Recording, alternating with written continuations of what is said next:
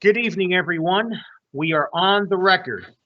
Today is Wednesday, the 6th day of May, 2020. This is a regular meeting of the Jersey City Municipal Council. In effort to adhere to the social distancing protocols and best practices imposed by the city and state authorities, the city of Jersey City has canceled all public meetings, and closed non-essential services as of March 16th, 2020 until further notice. As a result, this council meeting will be held virtually as a video conference at public access. We had a scheduled 6 p.m. start. City and state authorities, the city of Jersey. We had I'm sorry about that. We had a scheduled 6 p.m. start. The clock on my computer is showing 6:17 p.m. May I have a roll call for the commencement of this meeting? Councilperson Ridley. Here. Okay. Councilperson Prince Airy. Here. Councilperson Baggiano.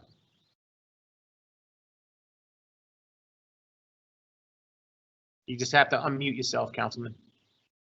There you go. Yeah, I was, son. All right. Thank you. Councilperson Saleh. Here. Thank you. Councilperson Solomon. Here. Councilperson. Sorry. Robinson. I got to slow down a little bit, only because we want to get the members of the council on the screen. So Councilperson Robinson. Here. Here. Okay, thank you. Councilperson Lavarro. Here. Okay. Councilperson Rivera. Here. Thank you. And Council President Waterman. Here. Thank you so much. We have 9 members in attendance at 6:17 p.m. May we kindly rise for a moment of silence, please?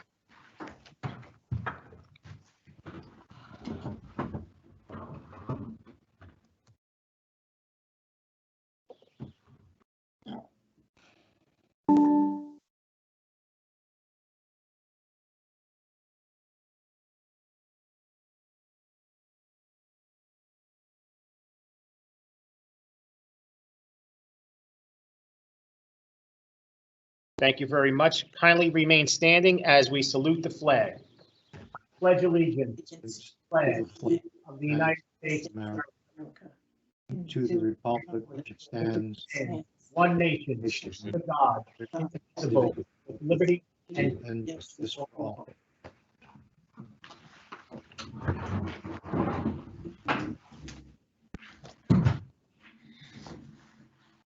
Sean, how do you get rid of this 5-minute warning, big black box on the side of the computer?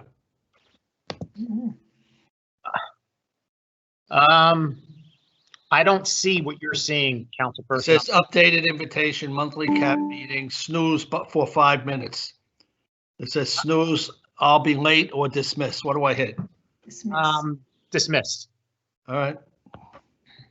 Okay, it's gone. There you I go. didn't want to touch anything because I don't. Okay. All right. On behalf of Council President Waterman, in accordance with the New Jersey Public Laws of 1975, Chapter 231, the Open Public Meetings Act, also known as the Sunshine Law, adequate notice of this meeting has been provided by the posting on the bulletin board of the first floor of City Hall, the amended annual notice, which is the schedule of meetings and caucuses of the Municipal Council for the calendar year 2020, and filed in the office of the City Clerk on Wednesday, March 25th, 2020. In addition, at its time of its preparation, the agenda of this meeting was similarly disseminated on Friday, May 1st, 2020 at 2:30 p.m. to the Municipal Council, Mayor, Business Administrator, Corporation Council, and the local newspapers, and posted on the city's website. So I can certify as to our total compliance with the Sunshine Law. Council members, before I go into the order of business, I would just like to make announcement on how we're proceeding with public speaking. We have a new system that we're using for this meeting. And if you hear that little beep, that's members of the public who have received instructions from Marlene of my office. She'll be sending instructions to you if you're listed as a public speaker. If you wish to speak during a second reading ordinance, if you're not listed already, what you need to do is to use the live event Q&A, follow the instructions that's listed there, or you can just provide us with your name, your telephone number, and your email address, and you will be emailed or called and provided the instructions on how to call in during the public speaking portion of the ordinances. And the council meeting public speaking portion has now been closed, so I have 18 speakers listed, and that's the speakers list that we will be using. With that being said, if anyone has any questions, please use any members of the public have any questions, please use the live Q&A to pose those questions so we can answer them as they come in. All right, with that, council members, I need a motion to add items 3.1, 10.28, 10.29, and 10.30. I will read the first reading ordinance into the record. The resolutions that we're adding were the late items that we discussed at the caucus. So their title. Motion. Before we do that, I just want to read the titles into the record. So item 1028, resolution 20-333 is a resolution authorizing the Jersey City Police Department to submit an application applying for funding from the U.S. Department of Justice, Office of Justice Programs, Bureau of Justice Assistance for participation in a coronavirus emergency supplemental funding program solicitation fiscal year 2020 formula grant. Item 10.29, resolution 20-334 is a resolution repealing resolution 20-027, directing the city clerk to submit a public question at the next general election to be held on November 3rd, 2020, changing the classification of the Jersey City Board of Education from an elected school board to an appointed school board. That's repealing that resolution. And the last item, is 10.30, resolution 20-335 is a resolution authorizing a closed session of the municipal council on Wednesday, May 13th, 2020 at 11 a.m. to discuss issues related to ongoing litigation. I have a motion to add items 3.1, 10.28, 10.29, and 10.30 by Councilman Rivera. May I have a second? Second, I second it. Seconded by Councilperson Baggiano. On a motion to add items 3.1, 10.28 through 10.30, Councilperson Ridley. Aye. Thank you. Councilperson Prince Airy. Aye. Thank you. Councilperson Baggiano. Aye. Thank you. Councilperson Saleh. Aye. Am I pronouncing your last name correctly? Because if I'm not, please. Perfectly. It's Thank Yusuf you. Saleh. Thank you. Perfectly. Just wanted to make sure I had that right. Okay. Councilperson Solomon. Aye. Thank you. Councilperson Robinson. Aye. Thank you. Councilperson Lavaro. Aye. Thank you. Councilperson Rivera. Aye. Thank you. And Council President Waterman. Aye. Thank you so much. Motion carries 9-0 to add items 3.1, 10.28 through 10.30. Okay. On to our first item, which is item 3.1, City Ordinance 20-038. This is one of the late items that we just added. It's an ordinance amending Chapter 175, food handling establishments, to include restrictions on fees charged to restaurants and food establishments by third-party internet-based food delivery services / applications during declared states of emergency. Councilperson Ridley, for introduction of City Ordinance 20-038. Councilperson Ridley.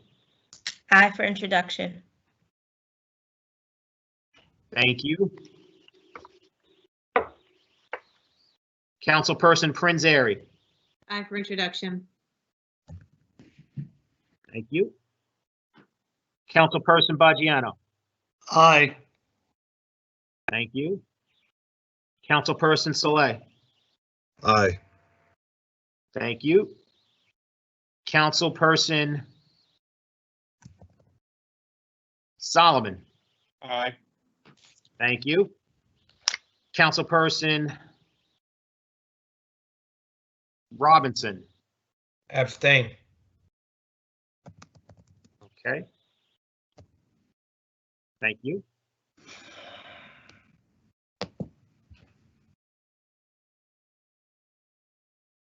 Councilperson Navarro. Aye. Councilperson Rivera. Aye. And Council President Waterman. Aye for introduction. Thank you. Okay.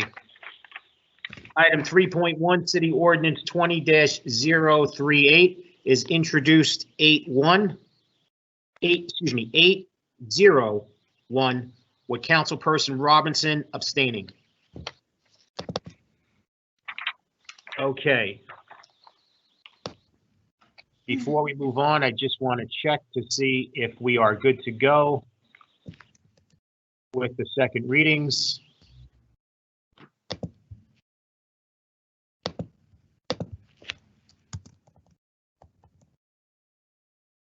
Alrighty, so we are good to go. First, second reading ordinance is item 4.1, City Ordinance 20-026, an ordinance vacating 17th Street pursuant to Jersey Avenue Park Redevelopment Plan. This is a public hearing on this ordinance. Any member of the public wishing to be heard, just give me 1 second before we start. Give me 1 second.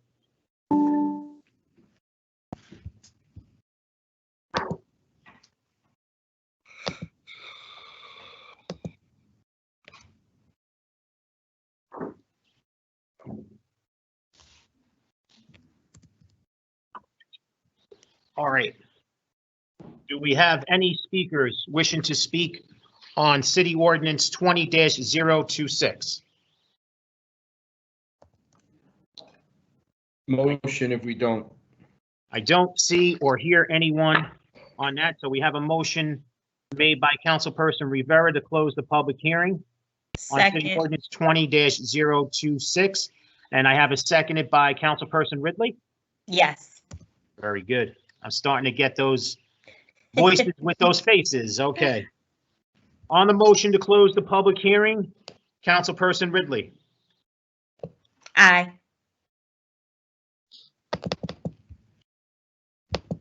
Councilperson Prince Airy. Aye. Councilperson Baggiano. Aye. Councilperson Saleh. Aye. Councilperson Solomon. Aye.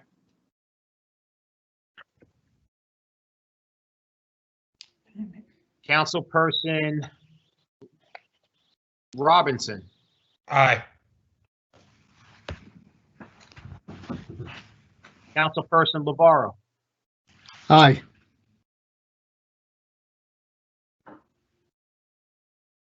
Okay.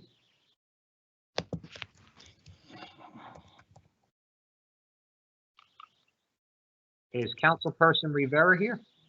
Aye. Thank you. I didn't see your little square. Okay, and Council President Waterman. Aye. I'm sorry that we're going slow, council members. I just, No, have no, you- I know it's challenging. Don't worry about it, Sean. okay, We appreciate you. very good. So motion carries 9-0 to close the public hearing. Council members, At the caucus, we had discussions on amending City Ordinance 20-026, and the ordinance is up on the screen. So if you go to the seventh whereas, this is where the amendments are happening, and they're in italics. So the first amendment is in there, whereas the city has determined that the vacation of the property described below is conditioned upon the simultaneous execution of an easement approved by Corporation Council in favor of the city, providing for public access and a commitment by property owner to maintain same as described herein. And then the next whereas, we have and striking out, and adding of this. And then we also, after register, we add and simultaneous execution and recording of the easement title of the easement. That's what we added. And also now, if I call your attention to section 2, right after extinguished, so it says subject to the execution and recording of the easement. That's the next amendment. And then in section 5, the next amendment is as described above. And then right after separation easement agreement approved by Corporation Council is the other and last amendment to this ordinance. Before I ask for a motion for this amendment, may I have Corporation Council address the City Council to let us know that if this is or not a substantial change that would create re-advertising? Mr. Gallagher, this is Nick Strass from the Law Department. I have reviewed the changes, and these do not represent substantial changes that would require a new second reading. Thank you so much, Nick. Really appreciate it. On that note, may I have a motion to amend City Ordinance 20-026? Motion. Second. Wow, that motion was really tight. I'm going to give that motion to Councilperson Solomon, and I'll give the second to Councilperson Rivera. Meet you guys in the middle. Okay, on the motion to amend City Ordinance 20-026, Councilperson Ridley. Aye. Councilperson Prince Airy. Aye.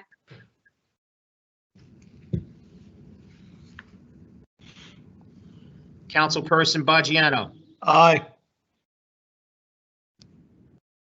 Councilperson Saleh. Aye. Councilperson Solomon. Aye.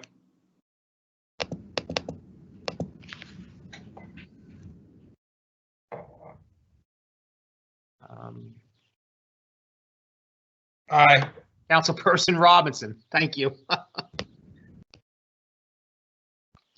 Okay. Councilperson Lavarro.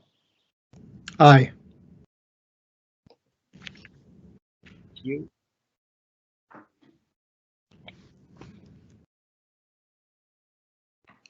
Councilperson Rivera. Aye. Thank you.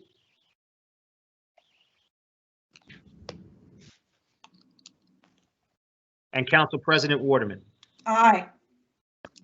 Motion carries 9-0 to amend City Ordinance 20-026. For final consideration and adoption of City Ordinance 20-026 as amended, Councilperson Ridley. Aye. Thank you. Councilperson Prince Airy. Aye. Hello? Thank you.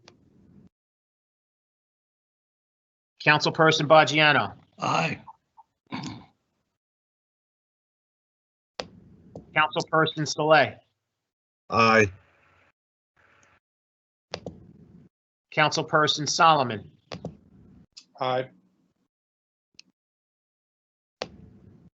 Councilperson Robinson, Aye. Councilperson Lavaro, Aye. Councilperson Rivera, Aye. and Council President Waterman. Aye. City Ordinance 20-026 is adopted unanimously 9-0 as amended. Okay. On to our next second reading ordinance.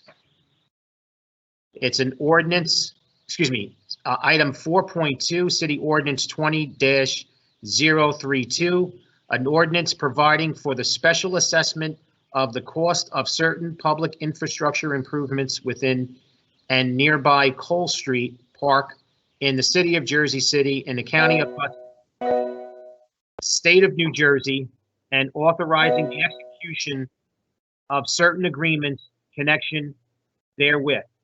I have three speakers that I know of on this ordinance. And the first speaker I have is Alex Hecht, and that's Hecht. Alex, if you would be kind enough to unmute yourself by pressing *6, if you can hear me. Sean, Yes, thank Council you. President, Who's Go ahead, asking? Alex. this is Okay, Councilman great. Lavaro. Wait. Alex, can you What? hold on 1 second, Alex? I'm sorry. Of course. Thank you. Yeah. Council President. President Lavaro. Hello? What? I Council can hear you. Just wanted to ask, is Joe Bauman and JCRA and Manhattan Building Company in attendance? I know JCRA here. I know they was trying to get Joe, but I know JCRA is here. Yeah, actually, I just got a chat message. So Bhavani's in attendance and George from Manhattan Building Company is also in attendance. Okay, so let the public speak. Yep. Go ahead. Okay, Alex, are you there? Yes, thank you, and good Very- evening, President Waterman Very and good. members of the council. Alex, Good evening, before you- My Alex. name is Alex, I'm sorry to interrupt you. I just need to have that timer put up on the screen. So then you can see it, I can see it, and then we can have you start, Alex. If you give me 1 second, I'll have that timer up there. I just want to make sure you can see that. Alex, can you see the screen where you have the timer in the right-hand corner in blue? Well, there is a slight delay in the video feed and also a slight delay in when I hear your voices on the teleconference. So I apologize if I No. respond a few He seconds late. can't use that speaker. He just has to speak for his 3 minutes and we will let him know when it's over. Okay. All right, Alex, All right. I'm going to let you go in 3, 2, 1, go. All right. Good evening, members of the council. My name is Alex Hecht, and I'm with the Building Service Workers Union, SEIU Local 32 BJ.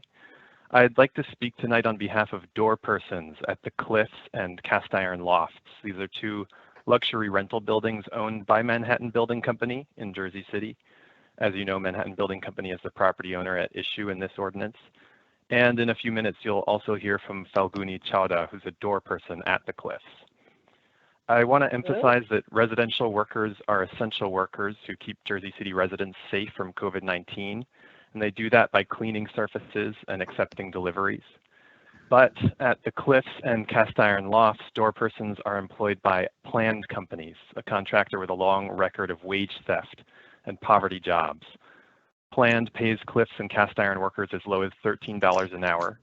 And in a union-conducted survey, more than 60% of planned workers reported they have no health insurance.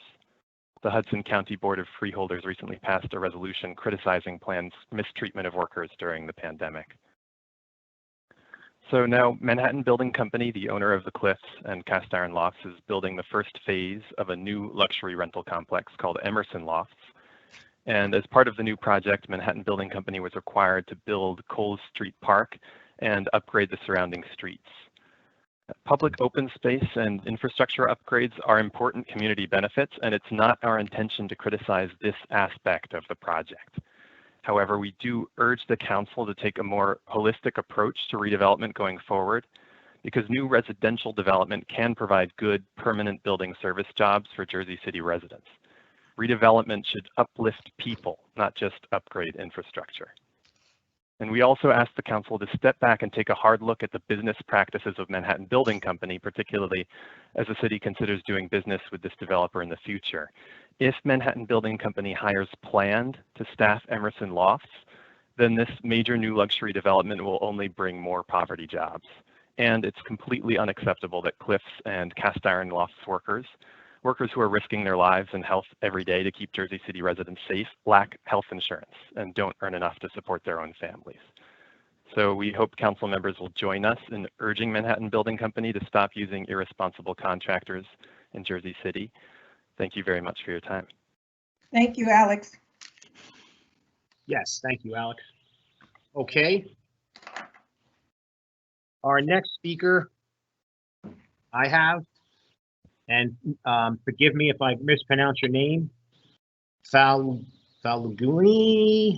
Chawada, and it's Chawda.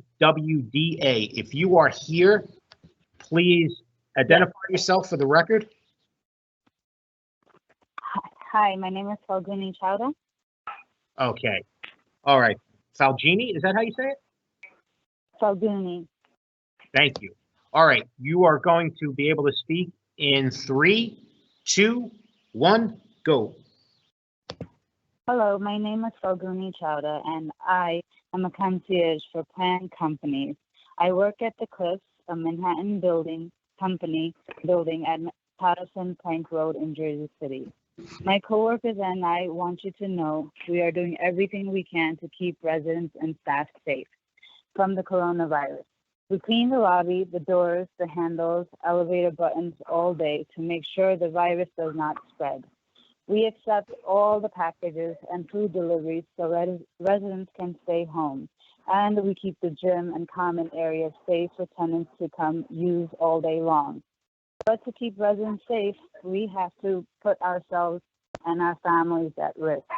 We commute to work every day, handle dozens of packages, and come into contact with couriers, deliveries, moves, vendors, residents who come in and out of the lobby. At this time, I have not seen anyone that is near and dear to me in months for the fear that I could be sick. Unfortunately, without health insurance, I cannot afford to go get a checkup or be tested for the virus.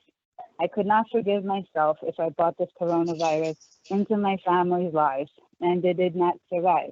I myself am high risk and continue to risk myself to take care of the building and residents. We deserve so much than this. That's why my coworkers and I have come together to demand real paid sick leave, affordable health care, and essential pay. We hope we will stand with us in our fight and urge Manhattan Building Company to do the right thing. Thank you for your time. Have a good evening. Thank you. Thank you so much. Thank you. Okay. Next speaker I have is Jean Daly, excuse me. Jean Daly, are you there? Can you hear me? Yes, Darn. Oh, you can hear me? I can hear you. Oh, great. Okay, are you ready? Yes, I am. Okay, you're going in 3, 2, 1, go. Mine is behind. Regardless, no. This is one thing what the other speakers have mentioned is my concerns about when we do these deals with these luxury developers. We're never looking out for the little guy, and that's what's very unfortunate. Very unfortunate in these circumstances. We're basically striking deals with the devil. Okay, we're gonna get a park out of it, but who's going to tell us what the park's going to look like? But the point being is, I had actually looked at an old image of this quote-unquote park from last year, and I'm just curious, is this what we're going to receive? I also do not believe that we should make deals with companies that deprive their workers of a living wage. They should be able to have health care, do their job. They should be protected. They should be given personal protective gear. And it's really a shame that we continue time after time after time to strike these deals with these luxury developers.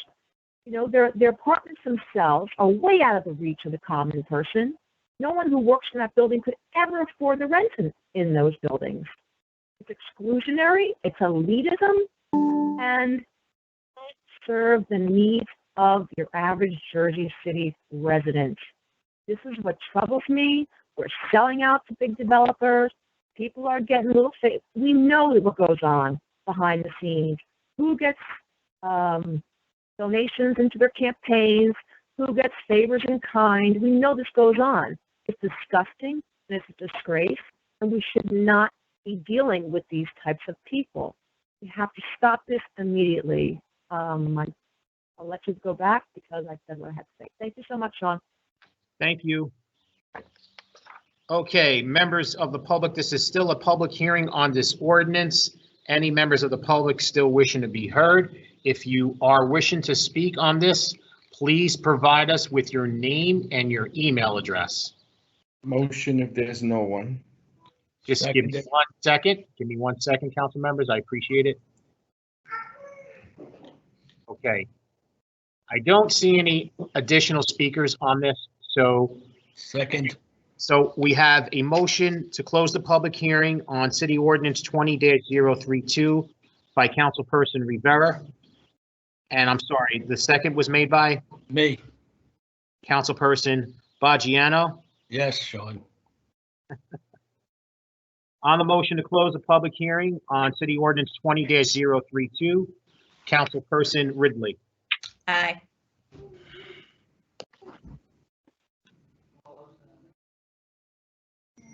Thank you.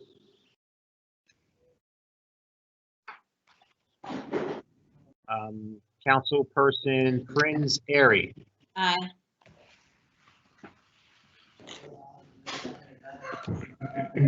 Councilperson Baggiano. Yeah, I just want to say something first. On Monday's caucus meeting, I believe we were told that this developer Bauman was supposed to be here at this meeting.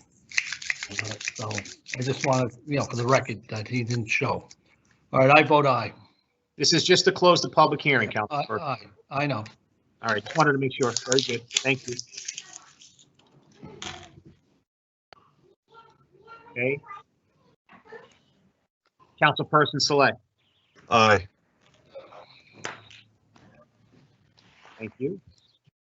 Councilperson Solomon. Aye. Thank you. Councilperson Robinson. Aye.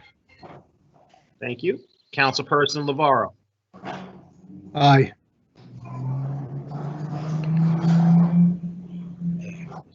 Okay.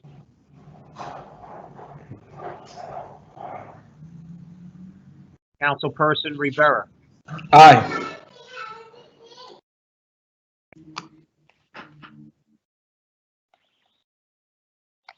And Council President Waterman.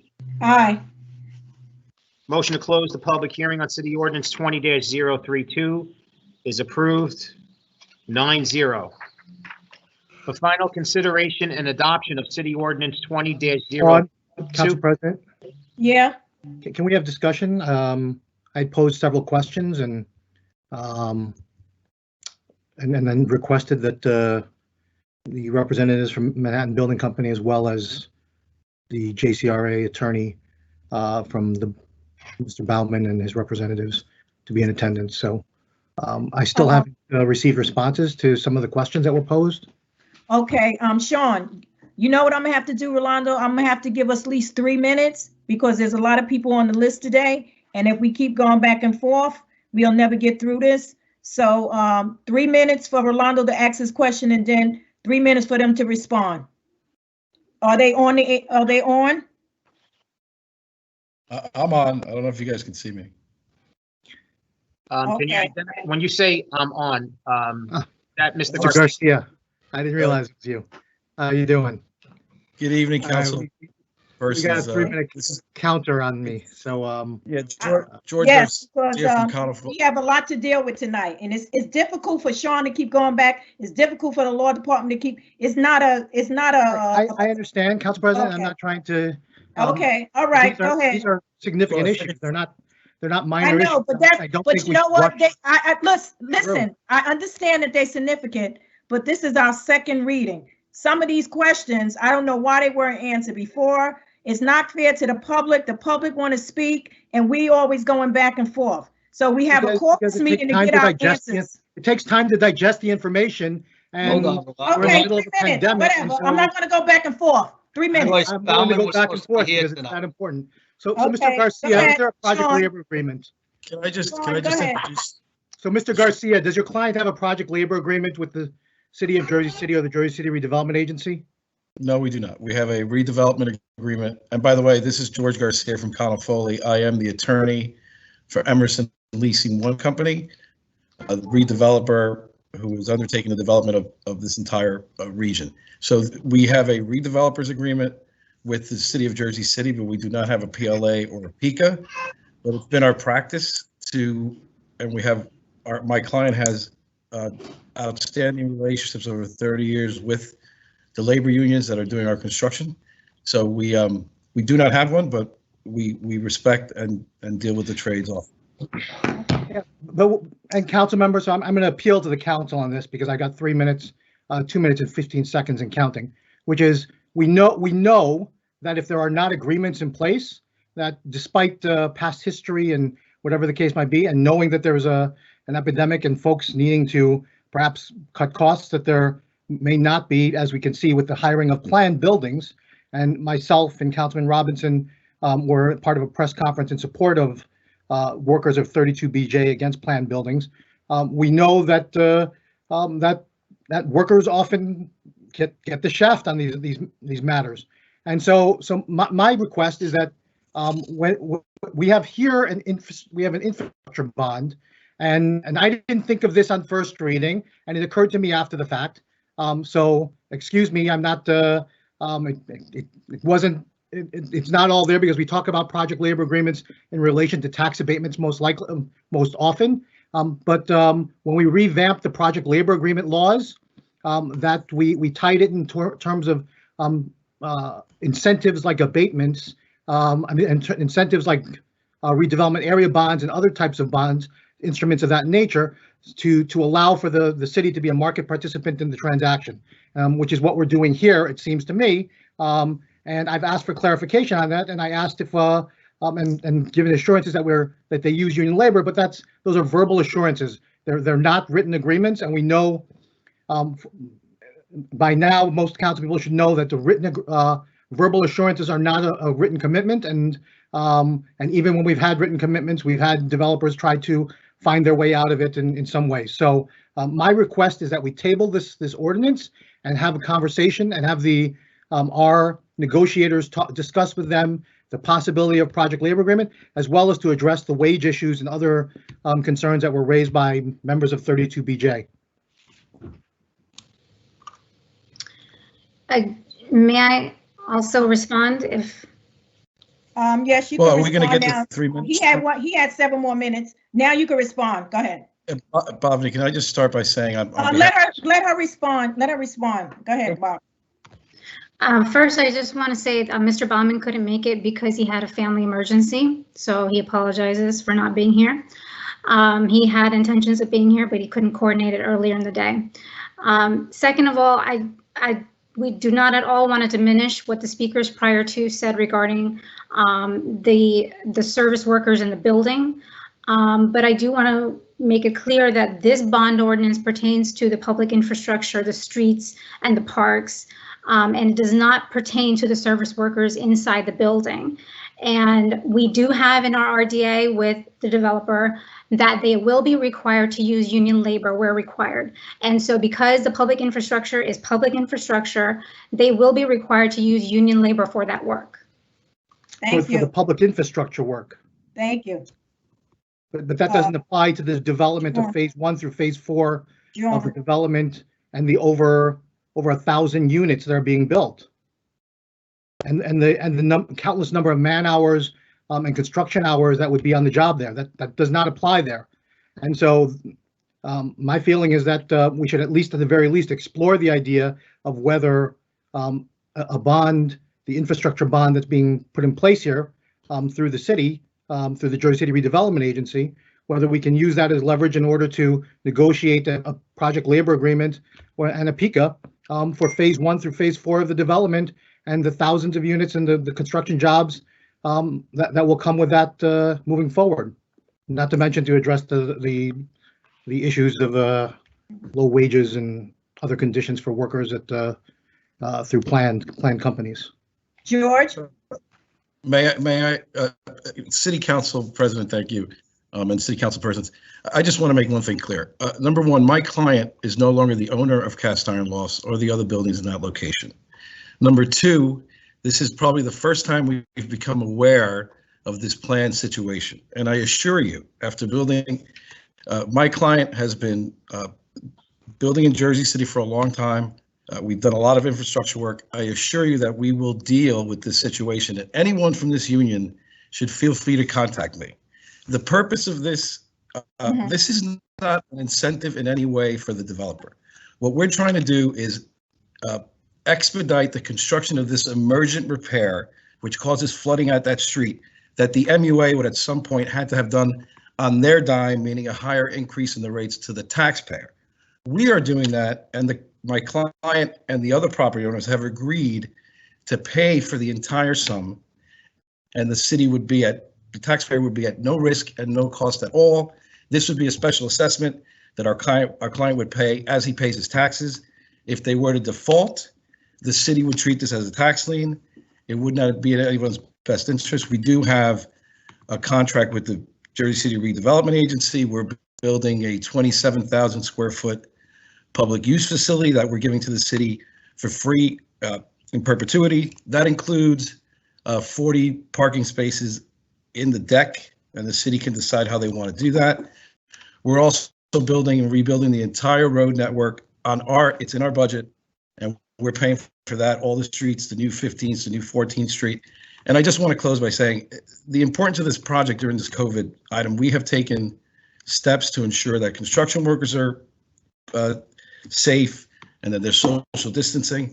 But this is the right moment because this project, number one, provides jobs. It eliminates a public emergency at a time where we can do it without disrupting the citizens because everyone's either at home and there's no school. So we've been working with the city's engineers, the MUA, for over a year to make sure that this project gets underway.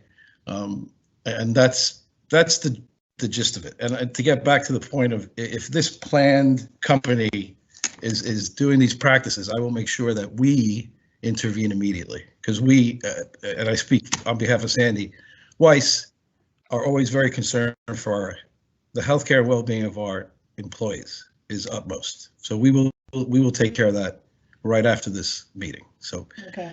Thank you, and I'm glad to see everyone and everyone's well. That's all I have to say. Okay. All right, Sean? Okay, So before we cast the vote, I want to make a motion. I want to make a motion to defer this item to the meeting on May 20th. May I ask any members of the council for a second? motion. So I have a motion to defer City Ordinance 20-032 to the next council meeting.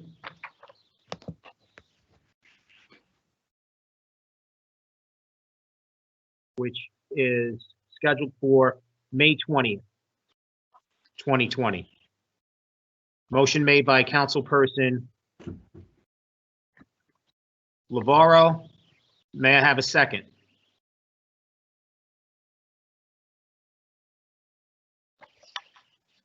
There is no second, so the motion will not proceed. For final consideration and adoption of City Ordinance 20-032, Councilperson Ridley. While I understand the Councilman Lavaro's concern for the unions and union jobs, I I feel like these are two separate issues. And a park and infrastructure in that area is very important for people who live in that area, especially people who have seen that area flood and literally have seen not so clean things floating down in that area when the streets flood. And park and recreation is something that's very important because there is no park in that area. So I am going to vote aye. Thank you.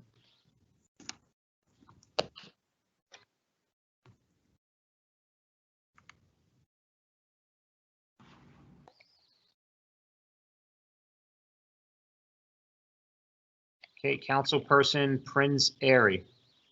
The councilman raises good points. However, the infrastructure issues being what they are, and the fact that some of this work has already been in place, and the RDA is signed. I think it's, we do have to move forward with this. With regard to some of the issues with the planned workers, I think that's something that the council should certainly talk about. We need to make sure that, our frontline workers are protected, and, that we're having conversations with Manhattan Building Company or any other company that is not doing right by their employees. But again, sort of separate issues so far as I'm concerned. So with that, I'll vote aye. Thank you. Councilperson Baggiano. I agree with Londo on some of the issues, but this has to go forward. As far as what the lawyer was saying, I've dealt with him before, and I will keep an eye on this. I vote aye. Thank you. Councilperson Saleh. I agree with all the council colleagues that have spoken before me, and essentially this is, there are two different issues here, and we want to be sensitive to workers' rights and union rights and making sure that they're well treated, but this is a sorely needed development in that area, and we want to make sure that it happens as soon as possible. So I vote aye. Thank you. Councilperson Solomon. Yeah, just briefly on the issues with planned, I mean, I feel extraordinarily strongly that the concierge workers in our buildings are essential workers and need to be treated as such in a company that doesn't provide healthcare and living wages, that's not in accordance with the values of the city. So I think it's incumbent upon us to figure out when we do these different agreements how we're designing them in ways that ensure living wages and health benefits for everybody who's working in our city. I think that the challenge here is that we sort of, just being frank, as a city, we lose our leverage after we pass the redevelopment plan and after we sign the RDAs, the redevelopment agreement. So for folks who are watching. So at this point, this is money to build a road that enables us to build a park. These are things that we want as a city. In essence, we've already permitted the developer to get significantly greater density on this site, and we did so too generously. We didn't, get the affordable housing and other things given back, but we can't rewrite the agreements, post hoc after they're done. So in this case, this is the road and the park are things we want and will be built with union labor, according to what Ms. Doshi said. So with that, I vote aye. Thank you. Councilperson Robinson. Aye. Thank you. Councilperson Lavaro. So I'm going to vote no, but let me explain myself on this. So I think the council's collapsed two issues, right? So the first is the planned companies, which is a new issue that arose and with today's speakers, and that issue should be addressed. And that's not necessarily addressed by the mechanisms that we have before us, and talking about the redevelopment agreements, the infrastructure bond and things of that nature, at least not at this moment, although they could be in future opportunities, as the speaker, Mr. Hecht, spoke to us about. So that there is that opportunity to do that, and we'll work towards doing that as well. But the issue that I raised back at the caucus meeting, and as I said, only recently kind of came to light for me, was this idea that there's an opportunity potentially for a project labor agreement, and that 2 weeks deferment to this would allow us to be able to explore that and negotiate that, and that somebody should have been looking at that and seeing if that was feasible and possible. So there's a promise there to do union labor. I saw that in the email, but it's a promise, and presumably it's in the redevelopment agreement. I would like to see that that agreement, because we've had a recent example with the project, which I introduced a resolution at Hudson County Community College, was doing a development along Sip Avenue and thereabouts, and there were promises made there, and I believe agreements in place as well with regard to having union labor and on-site for those developments, and then they were reneged upon because the language in those agreements were not nearly strong or stringent enough. And my point here is that the project labor agreement for the council members back pre-2017 or pre-2018, I should say, that those council members know we revised the project labor agreements, and I would hope other council people know this as well, even if you weren't there for it. We revised them to put in a very strict requirement. So the strict requirement saying that we would have 20% local minority hiring opportunities, and we could also do a performance employment contracting agreement. So yes, maybe there will be union labor, but the likelihood, as people know already on this, who've been exposed to this, that local hires and minority local hires will find their way onto these sites. They're few and far between, and we need to make sure that if we had those affirmative requirements in place, and you have an opportunity to leverage a redevelopment area bond, which is the trigger for the project labor agreements and for the PICA going forward, even without a tax abatement, we should be leveraging it, not just for the infrastructure and for the parks, but for phase 1 through phase 4 of the development, which is literally several 25-story towers and over 1,000 units by my calculation that I was told was planned for development. I think it's a missed opportunity, and while I understand that we sacrificed our negotiation and our leveraging power previously by giving up the redevelopment agreement and having that passed previously, and giving up the zoning on that previously, we gave up the zoning and that redevelopment agreement in exchange for, and I'd asked this question as well, when was this all enacted? When I started to dig more deeply into this, is that we likely gave that all up in exchange for a park and from some infrastructure improvements. And so I would say, if you did a financial analysis on that, we ended up with the raw end of the deal. And frankly, I may have voted for that. I don't even remember the timing of any of those changes to that amendment at that point.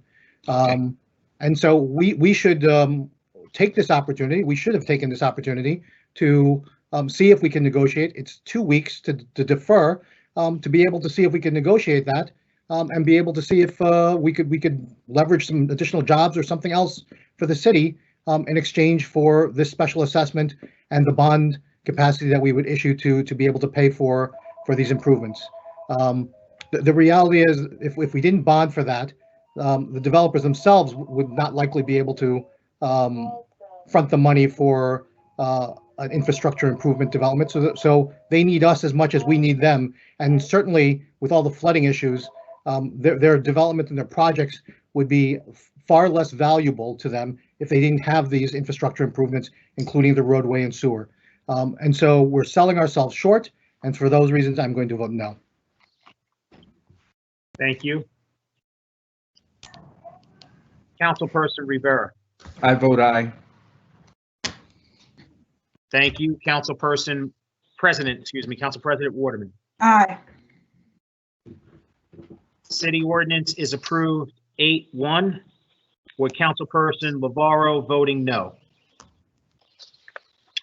Okay.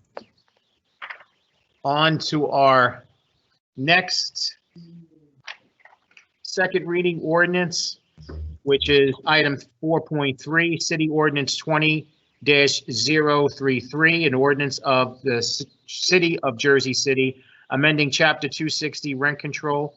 Number 1, imposing a rent freeze on all units subject to rent control as of March 15th, 2020 until August 1st, 2020. And number 2, prohibiting any collection of a penalty for late payment of rent as a result of the current public health emergency declared by the governor of New Jersey. Council members, it is my understanding during the caucus that the council intended to make a motion to defeat City Ordinance 20-033 without a public hearing because of the other ordinance that is on item 4.6, City Ordinance 20-036. Do I have a motion to move to defeat City Ordinance 20-033 without a public hearing? Motion. Second. Motion made by Councilperson Lavaro. And seconded by Councilperson Prince Airy. On a motion to move to defeat City Ordinance 20-033 without a public hearing, Councilperson Ridley. Aye to defeat, right? We're making a motion to move to defeat. To move to defeat it, aye. Thank you. Councilperson Prince Airy. Aye. Councilperson Baggiano. Aye. Councilperson Saleh. Aye. Thank you. Councilperson Solomon. Aye. Councilperson Robinson. Aye. Councilperson Lavaro. Aye.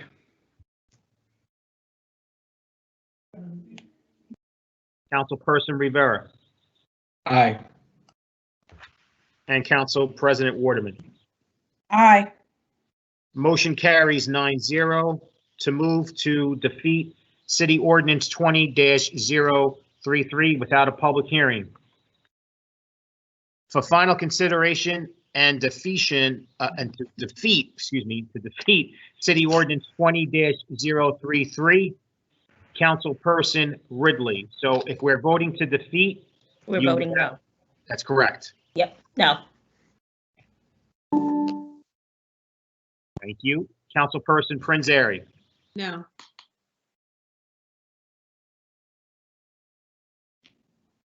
Councilperson Baggiano. No. Councilperson Saleh. No. Councilperson Solomon. No.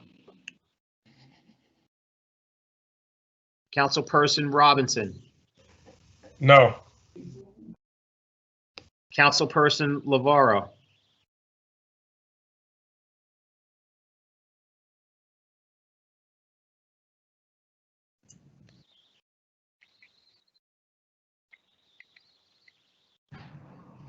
Councilperson Lavaro. Maybe he stepped away. On mute. Is he on mute, I Sean? think he's on mute.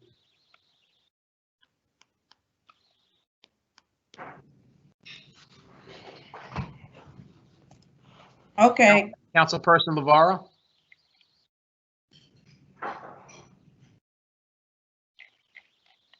No for me. That's Councilperson Rivera. Correct. Thank you. No, And Council President Waterman. no. Okay, I'm just going to call Councilperson Lavaro one more time. Councilperson Lavaro, if you're there, if you can unmute yourself.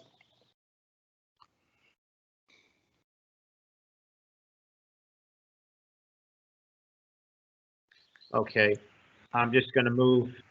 Mhm. City Ordinance 20-033 is defeated 0-8 with Councilperson Lavaro absent. Okay, on to our next second reading ordinance, which is item 4.4, City Ordinance 20-0. Sean, I'm back. Hello? I'm back. Sorry about that. Okay, let me recap that vote before I move forward. So we were voting on City Ordinance 20-033.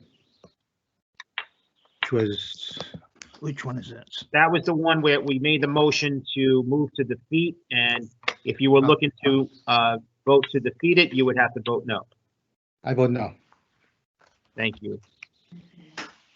City Ordinance 20-033 is defeated 0-9, with all council members voting no. On to our next item, which is item 4.4, City Ordinance 20-034, an ordinance authorizing the execution of First Amendment to a rights-of-way use agreement between the City of Jersey City and Cross River Fiber LLC to permit the installation of high-capacity fiber optic cable and equipment for mobile telecommunications on existing utility poles, and to install new utility poles within certain public rights of way for purposes for providing telecommunication services. This is a public hearing on this ordinance, and I have Rafael Torres as the first speaker that I have that would like to speak on this ordinance. Rafael, are you there? Rafael, if you are here, please press *6 on your phone in order to unmute yourself.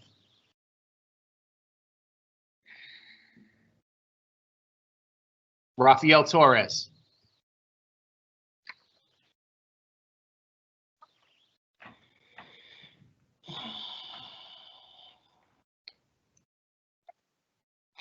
Calling Rafael Torres once again. If you are here, please respond to me in the Q&A, in the live Q&A, so I know that you're here.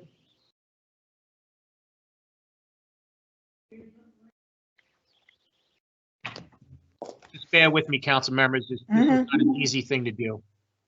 No problem, Sean. He definitely contacted our office to speak on this ordinance. Okay. Okay, so what we're gonna do, we're gonna get back to him I'm gonna have Marlene contact him. Sure. So we're gonna move to our next speaker that I know of, and that's Chris Gaston. Chris, are you here?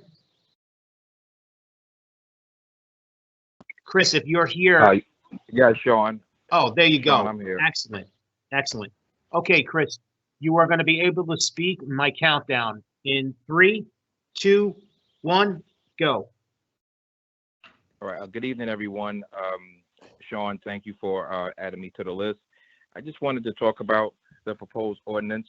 Over the last, I guess, couple of weeks, I've reached out to a couple of council people to talk about where 5G towers were installed. And thank you, James, for presenting a list of where Verizon installed 5G towers back in 2018. And now it looks as though Cross River Fiber Optics wants to install 72. I'm just a little concerned,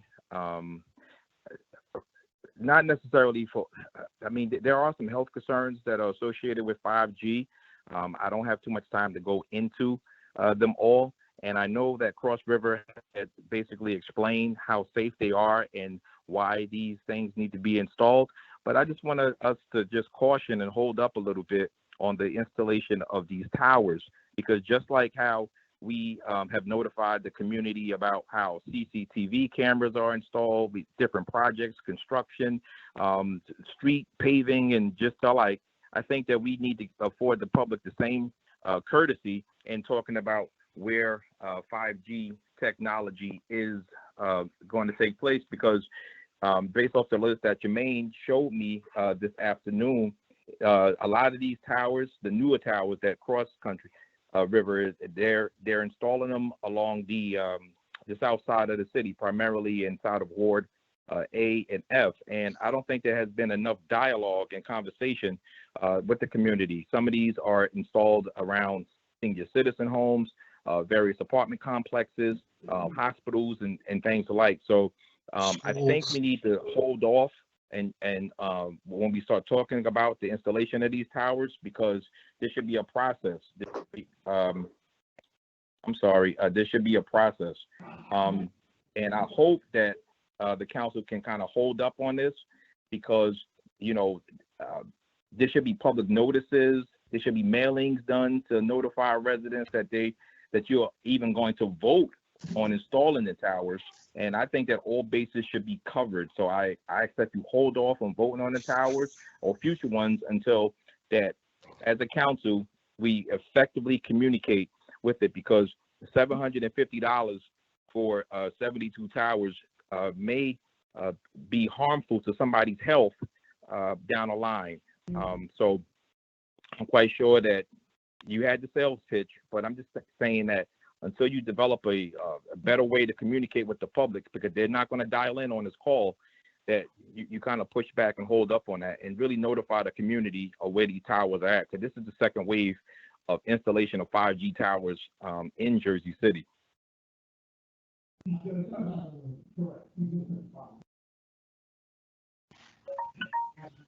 Thank you. Thank you, Chris.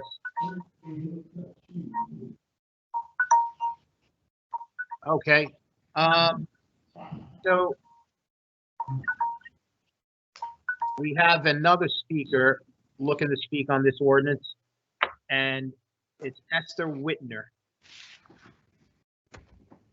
Esther, are you here?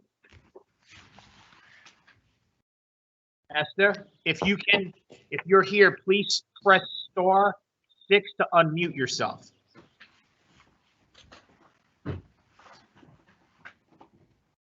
Hello, I'm here. Esther? Okay. Yeah. Oh, you, okay, great. Yes. All right. So I'm going to start you. You're going to be able to start speaking in 3, 2, 1, go. I would just like to ask that this ordinance be tabled until there's more information given to the public.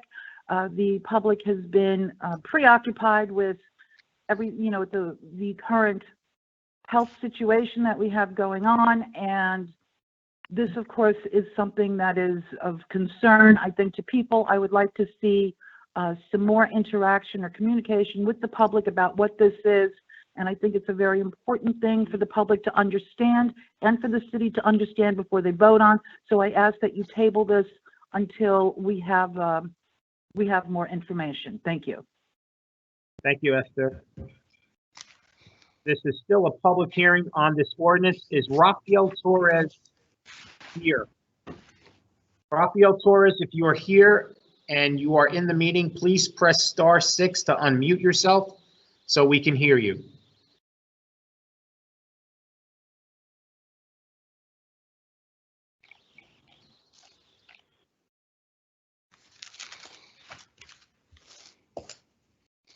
Council members, I just wanted to make you aware that Marlene tried to contact Rafael Torres via phone, and his phone is not responding to our calls. Sean? Yes. I'd like to say something. Okay. All right, look, I recognize that this is a controversial issue and a lot of misinformation is out there. I am not a technical expert, but I feel it's a fair question to ask about the possible locations of these towers. How do we handle residents who are troubled by having one of these micro towers next to their house or apartment building? There is likely nothing to worry about, but people are concerned and need further reliable information on health and property values. And if people researched it, there's a lot on this. Okay. Sean?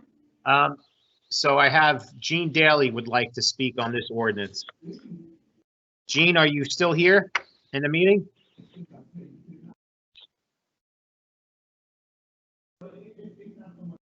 Gene, if you're still here, you got to press *6 to unmute yourself.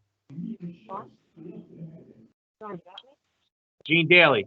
Can you hear me? I can hear you a little bit. Maybe that's better. That's better. All right. You're going to be able to speak in 3, 2, 1, go.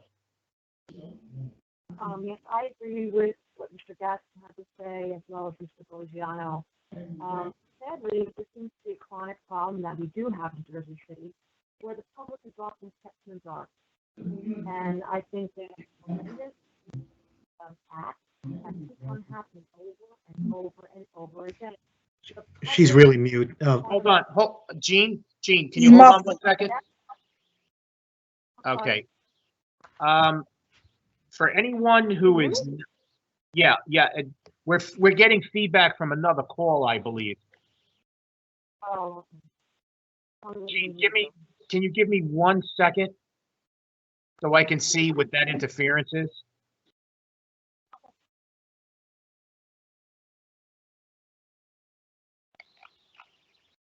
Gene, can you give me like a test 1, 2, 3? 1, 2, 3, testing. 1, 2, 3, testing. 2, 2, 1, testing. You're working strong enough.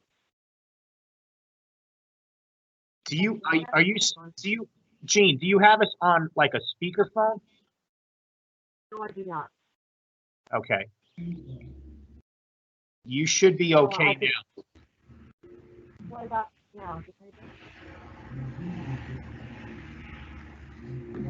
Hold on 1 second. I don't know where that's coming from. Sean, I suggest you mute everyone. Say again?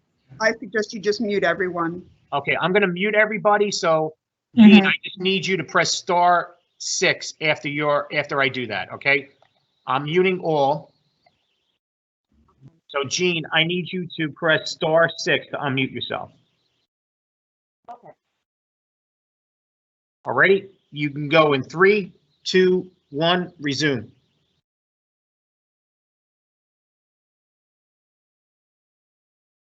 Gene, you have to press *6 to unmute yourself. There you go. I did. Okay. Okay, go.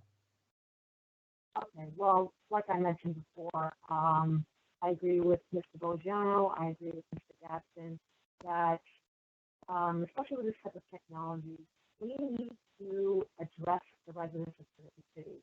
The Jersey City residents are the most important people that we must consider. And time again, they are the last ones brought to the table. And I feel it's really disingenuous. I feel it's very harmful. And it really creates a sense of animosity between the public and the city council, or everyone who's working for the city and the administration. Because we are the last ones to know about anything. We're the last people consulted. And we feel like we're getting kicked in the behind time and time again. I would ask this to be postponed, like the Whitner had tabled about it. As she had mentioned, we need to do more information. And again, if this is all going, these powers are going to be all represented in areas of people with color and people who are disadvantaged. I think it's another horrendous blow to the city. Just like what happened with the Spectre pipeline and all that kind of stuff. How dare we permit this to happen? And we should care about the safety of every single person in Jersey City. It's very important. Every life is equally valuable. And we should show that by tabling it, find out what's going on, and getting correct information. The public knows, and they'll feel certain, and they will not feel like they've been overlooked or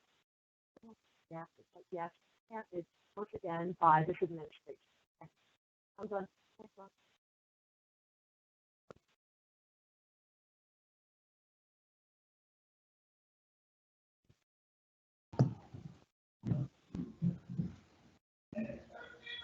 Sean.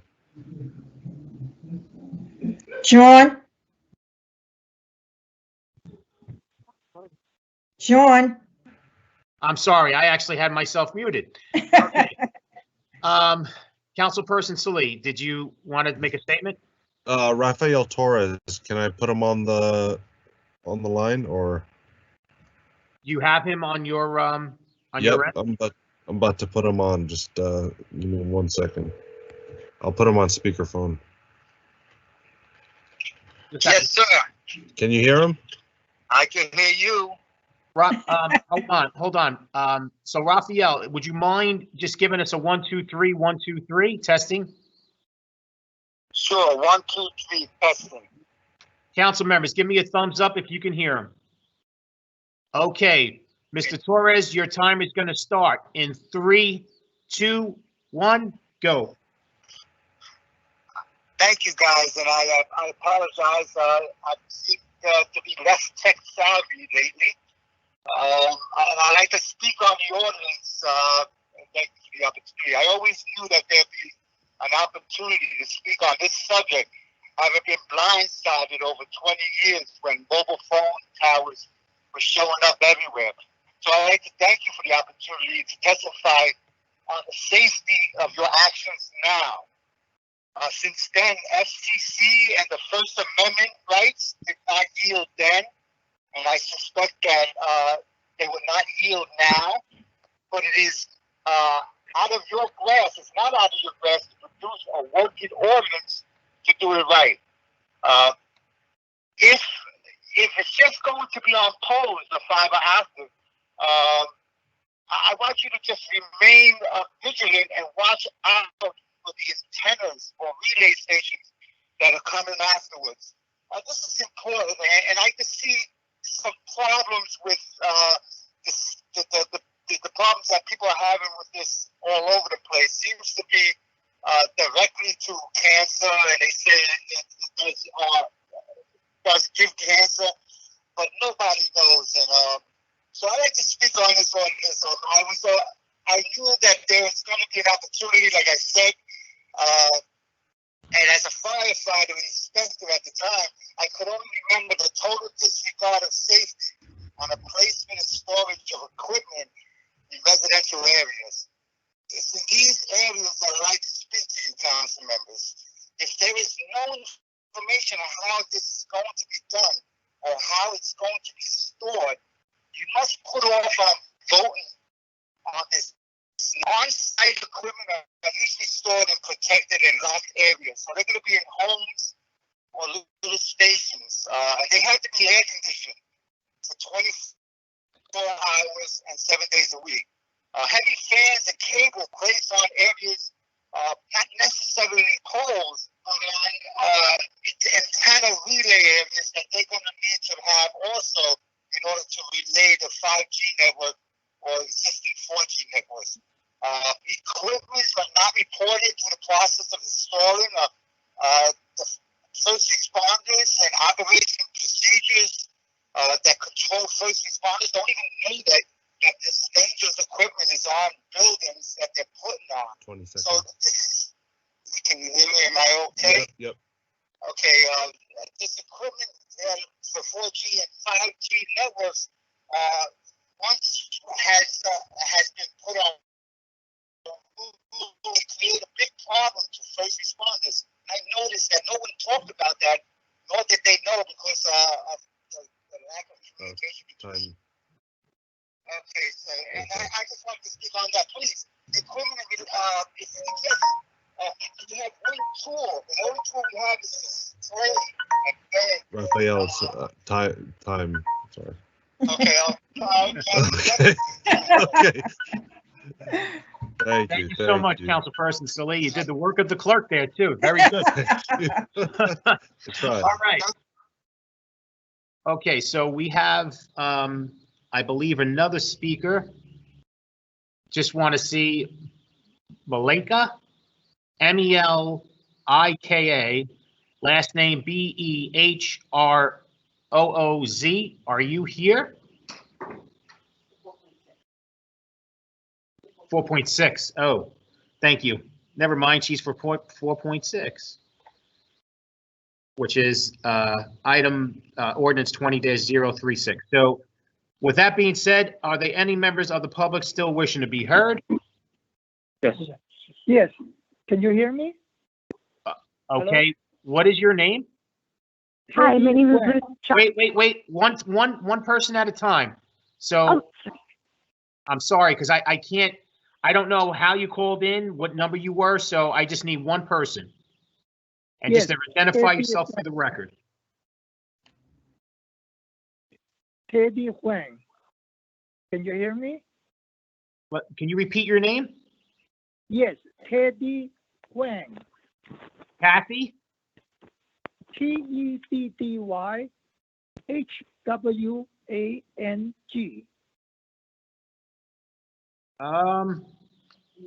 Yes, It's, wait, last name is W-A-N-G?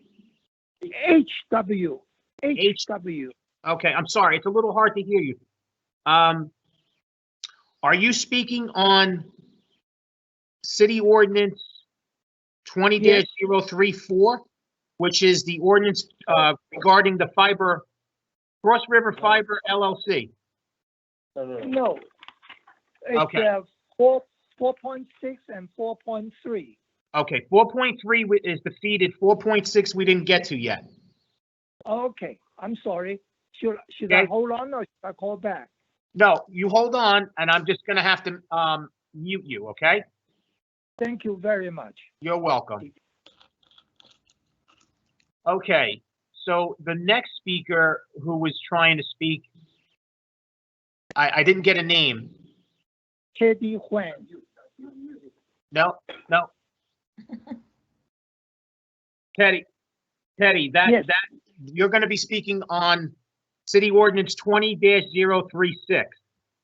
Okay, so I'm gonna mute your microphone. Thank you. You're welcome. Is there another person looking to speak on this ordinance 20-034? Before there was like two people speaking at the same time. If there isn't, motion. Oh. My name is Lucy.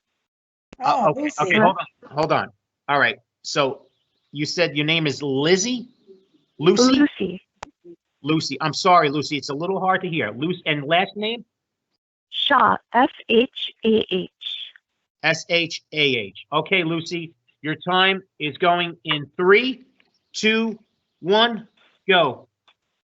Hi, my name is Lucy Shaw, and I'm a nurse here living in Jersey City for over a decade. And I'm extremely concerned that while the entire population of Jersey City is struggling and distracted with all the ramifications of the current pandemic, that we have movement to proceed with the 5G installation. Many countries in Europe have halted installation out of health concerns, and there is a lack of scientific data showing that the 5G is safe. There's a lot of data about wireless, but not about 5G. It's not essential, and I believe that we should delay it at least until the public can properly weigh in. Where will these structures be placed? Where is the scientific studies and data showing that they are safe for humans to be next to 24/7?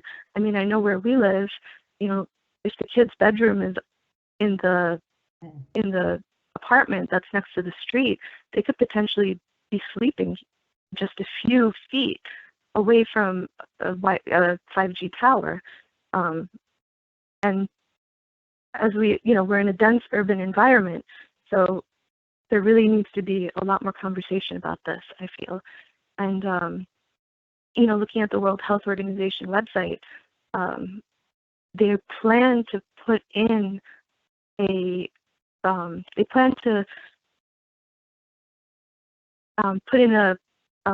opinion about the effects of 5G in 2022. And they're going to base this opinion off of what they see in the public after it's been implemented. And I don't believe that that's the right way to go about it. And I don't believe that we should be subjecting our residents or children as data to be seen after the fact of how this is going to affect us. I would love to continue a dialogue about this, but there has to be careful and thoughtful decisions made about this. And during the pandemic is not the time. Thank you so much. Thank you. Okay, if you could just mute your phone. This is still a public hearing on City Ordinance 20-034. Any members of the public still wishing to be heard? And I'm not seeing anything on our live QA. So may I have a motion? Motion made by Councilperson Rivera to close the public hearing. May I have a second? Second. Second by Councilperson Airy. To close the public hearing on City Ordinance 20-034, Councilperson Ridley. Aye. Councilperson Airy. Aye. Councilperson Baggiano. You're muted.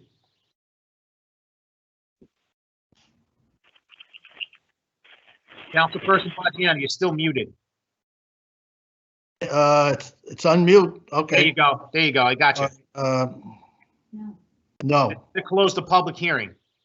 Yes, yes. And I also want to say that I'd like to have this item pulled. Go ahead, Sean. Okay. Councilperson Saleh. Aye. Thank you. Councilperson Solomon. Aye. Thank you. Councilperson Robinson. Aye. Thank you. What? Councilperson Lavaro. Aye. Thank you. Councilperson Rivera. Aye. And Council President Waterman. Aye. Motion carries 9-0. To close the public hearing on City Ordinance 20-034. Sean, Yes.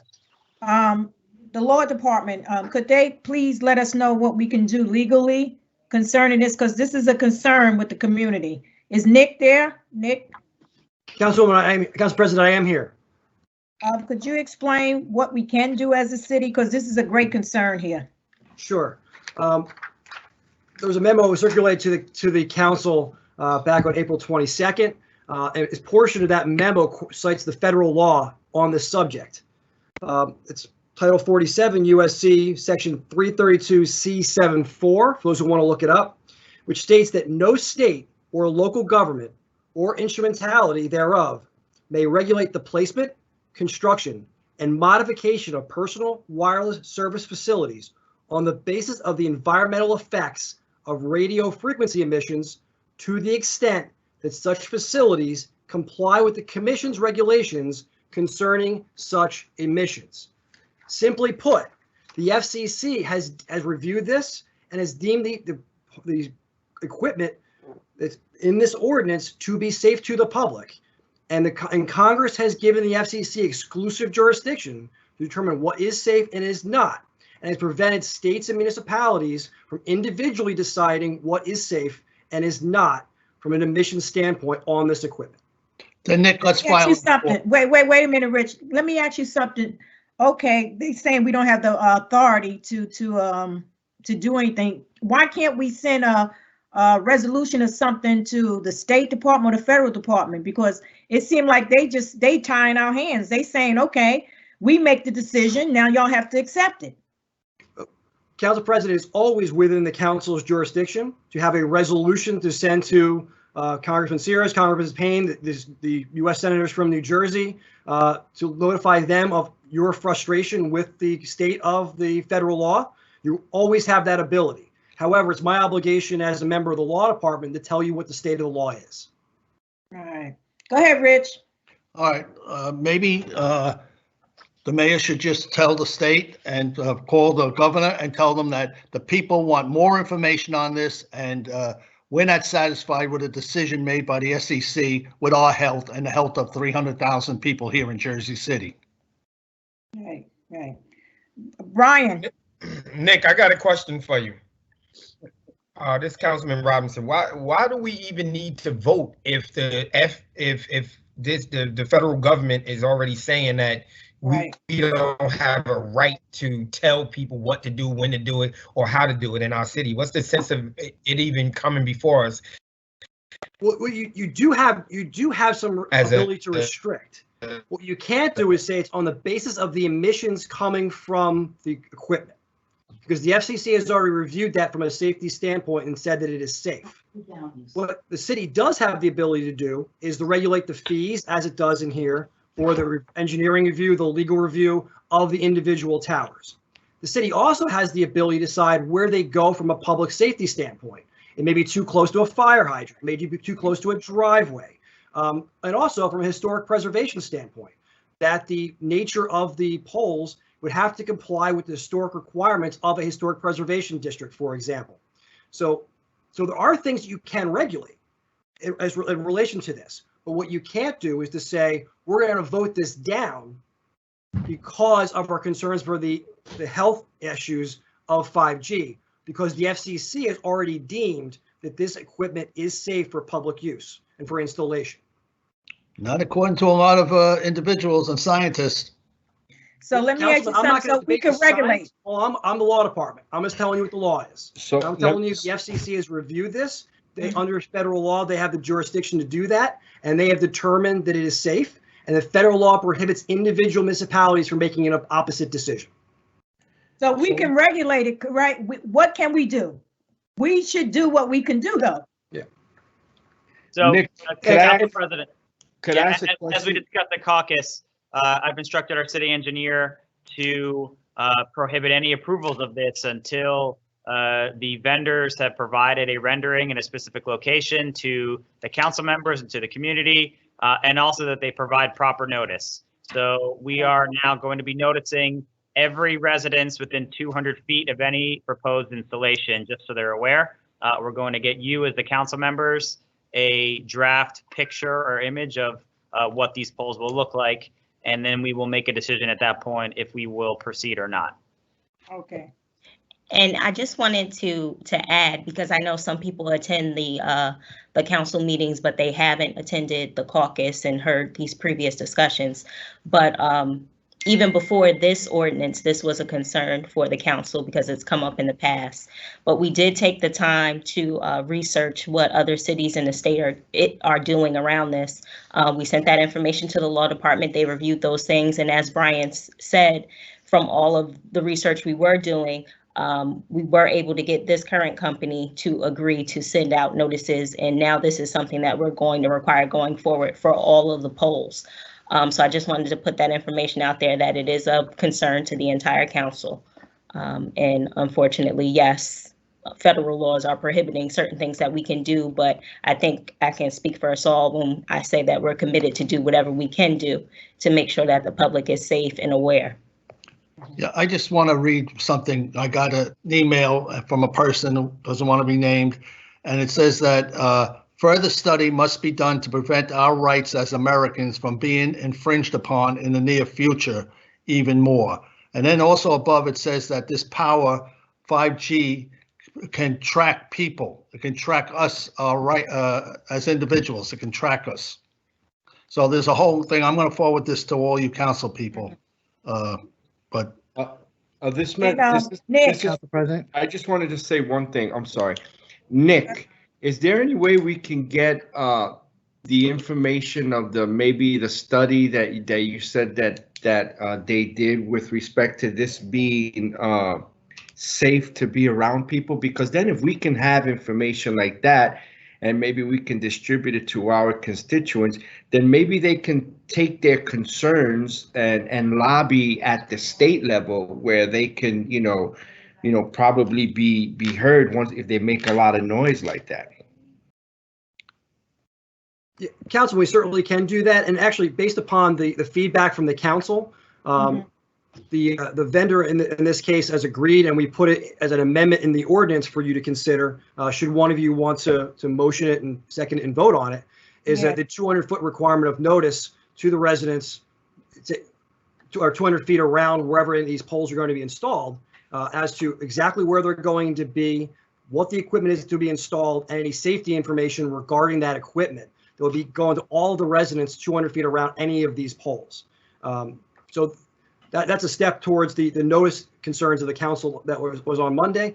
And I know the council has received some information on this. We have to forward you it again, and any additional information that we have regarding the studies that deem that this technology by the FCC has been deemed safe. Nick, didn't you say earlier tonight that we could pull this and go for another 30 days or something? And then maybe have our mayor, our governor, and our senators protest this? Nick, can we send, what I wanted to say, could we send a letter to the state, to the federal? What can we do? A resolution or what? Because it's like, really, even if we postpone it for 30 days, based on what the law say, they still can come back and it still could be done, because we really don't have no authority or power. And now, since we're in this crisis, I know the federal government is not probably going to even look at anything we do right now because of the crisis. So we need to start putting things in place that we can let them know that we're really not pleased with this because it is coming to our communities and it's nothing we can do. So we need to get letters and petitions and send it to our Congress people because they should know. Well, Council President, you as individual members of the council could always send correspondence to anybody you choose. But as a council, if you'd like to pass a resolution to Congress, to the individual New Jersey representatives or representatives from Jersey City in Congress, as well as the U.S. senators representing New Jersey, that you're displeased with this, you're always welcome to do that. The council always has the ability to pass a resolution urging changes in legislation at either the state or the federal level. You always have that ability. Yes, I want to use that ability too, because something else will come. Yes. Okay. Council President, so I have a question to direct to Nick and to Brian Platt. So you suggested that all the research had been done. Can I just ask, was there direct communication with the Board of Public Utilities? And do they have any knowledge, information, or jurisdiction in this area?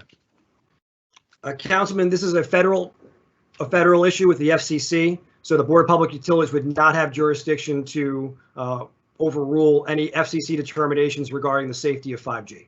Maybe not necessarily overrule, but in terms of what you said with regard to there are areas where we can regulate or, and then I believe you mentioned that there was, for example, I forget the name of the town, it keeps escaping me, small little town where they changed the locations of the towers. Instead of dispersing them throughout the community, they found another place or location because it was a small town that they could put that.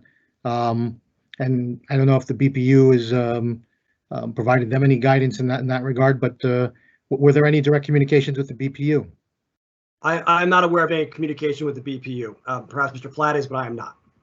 So my request would be that we would defer this or table it and pending at least some direct communication with the BPU, because other municipalities throughout the state, I'm sure, have been dealing with this as well. And what harm is there in asking them for guidance on this and seeing what other rulings that they maybe come to from other municipalities, including the one that we talked about in, what was it, Little Springs or Spring Falls or something like that? Little Silver, Councilman. Little Silver, there you go. You were close. And so maybe if Little Silver or whoever and the BPU could provide us some guidance with regard to that, that I would feel more comfortable knowing what if we had other experts in this burgeoning field of telecommunications. Brian. Yes. We spoke earlier about deferring this. We can, right? So the regulation states that we have 150 days from the receipt of an application to make any decision on it. I can't remember the exact date of the application, but it was within the last couple of months. So we probably have another couple of weeks if we need it. Okay, so Brian, let's do that. Let me ask you a question, Brian.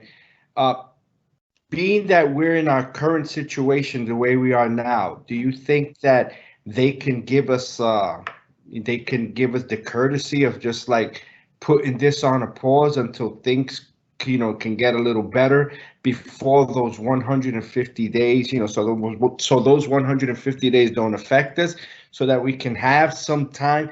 I see we're in the pinch here, because the federal government is telling us that we have jurisdiction over whatever you guys want to do, but there's a lot of concerns, and I mean, obviously there's not enough data showing that there are health issues with this, or at least that we have not explored it, in a timely fashion. But I think if we tell them that listen, we want to really visit this, but our current situation with this pandemic, has everybody's hands tied. That's just, how I'm looking at it. Yeah, we can certainly make that request to the vendor. There might be a legal issue with having one vendor treated differently than others because some of the other vendors are doing the work now. It's an exemption under the stop work orders from the governor. Now, let me ask you a question. With that said, Nick, is there a possibility that we can get sued for this? There is. Because as I mentioned, the federal law does prohibit using emissions from this hardware in your consideration of its approval, which is the jurisdiction of the FCC. In addition, any issues regarding placement of the hardware needs to be reasonable. And if a court should feel it's not being applied reasonably, the court could strike down your restrictions and force us to move forward with the project regardless. We're really in a tough spot. Right. Can I ask to the business administrator, in determining the locations, the locations were offered by the vendor, correct? I know our engineers reviewed their application, but did they look at the locations to see if there were alternative locations or proposed alternative locations, including existing poles or other things that you're aware of? And our team does do a full review of any installation in the public right-of-way, which includes the street and the sidewalk. They're only reviewing for other conflicts with other utilities or other issues such as fire hydrants or driveways or safety issues. They're not necessarily trying to keep them far from windows of residences, which I think is a concern of the council here. Yeah, the long story short. So perhaps they should do that assessment to see if there are more safer locations, talking to the community and having our engineers being able to certify the locations and the safety of that, as opposed to relying on the vendor, who obviously they have their self-interest at heart at the end of the day. So we should have our own folks who are assessing that. The challenge on our end is that because the FCC has deemed these generally to be safe, we don't have any mechanism to evaluate the safety of the devices and the proximity from people or residences that they should be. So we really don't have anything to hang our hat on there. Yeah, Brian, that map you sent, the people of Ward D from Franklin Street on up and around that school, there are so many towers, it is unbelievable. And wait till they find out how many towers are in their area. I'm sure they're going to be quite upset.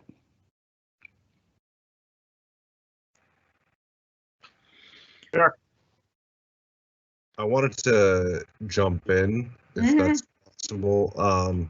So I understand, with the deployment of new technologies, that there are inherent risks. There's inherent risks with every new technology that comes out. Seeing everything, and I've done my research and hearing everything from the law department, it's really out of our hands because of the 1996 Telecommunications Act that Congress passed. And essentially it puts all the purview within the FCC to roll out these new technologies. And they did it with cellular phones in the past, and now they're doing it with 5G. And essentially they are the end all and be all. And if you go to fcc.gov/5G, it even says there's a portion where it states that they are the FCC reformed rules designed decades ago to accommodate small cells. The reforms ban short-sighted municipal roadblocks that have the effect of prohibiting deployment of 5G and give states and localities a reasonable deadline to approve or disapprove small cell siting applications. And essentially, if we were going to make a change, it'd have to be on the federal level. And the same technology that gives us the ability to call people on another side of the country, because everything is federalized and everyone has a uniform standard for telecommunications. So that's why there's no patchwork of municipalities saying, no cellular service here, no 5G there. The only way we can do this is through the federal government. Let's do it. Okay, thank you. Sean? Let me just ask one more question, Council President. And again, this is to Nick. So Nick, let me just get this straight. So if we don't go along with this, then most likely they can get a right to install plus Anyway. monetary damages? Well, in the event that the telecommunications company would file a lawsuit if this application were denied and we went to court, I would imagine one of the things they would demand is the right to install the towers that they want to install, and then any monetary damages that might come along with that. I mean, there's no lawsuit, obviously. But from a what I would expect standpoint, that's what I would anticipate. All right. How about the Environmental Protection Agency? Why don't we bring them into this? And maybe they should voice their opinion. The EPA does not have jurisdiction over this technology. It belongs with the FCC. But they can let us know if there's health risk and stuff. The FCC has already reviewed that. So the EPA is not going to review the FCC and have two federal agencies going against one another in an area that really is the jurisdiction of the FCC. Well, people should go online and look up the G5 and start researching all this stuff because there's hundreds and hundreds of articles online. Gmail. All right. Okay, Sean. So let's move forward. Before we move forward, after the caucus, as Nick stated earlier, there was discussion about an amendment to this ordinance, and the amendment is underlined in the ordinance. If the ordinance is, if you got, yep, there you go. The ordinance in section number 5, after the now for it there be ordained, in section 5 is the new section that it's underlined prior, and this is the amendment, prior to the equipment installation under this ordinance, Cross River shall notify property owners within 200 feet of each installation regarding the exact location of the installation, the equipment to be installed, and the safety information for the equipment to be installed. Okay. That is the amendment on this ordinance. May I have a motion to amend City Ordinance 20-034? Motion. Motion made by Councilperson Rivera. May I have a second? Second by Councilperson Airy. On a motion to amend City Ordinance 20-034, Councilperson Ridley. Aye. Airy. Aye.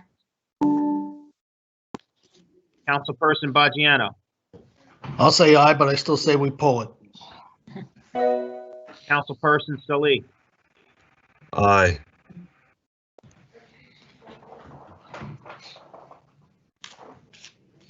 Councilperson Solomon. Aye.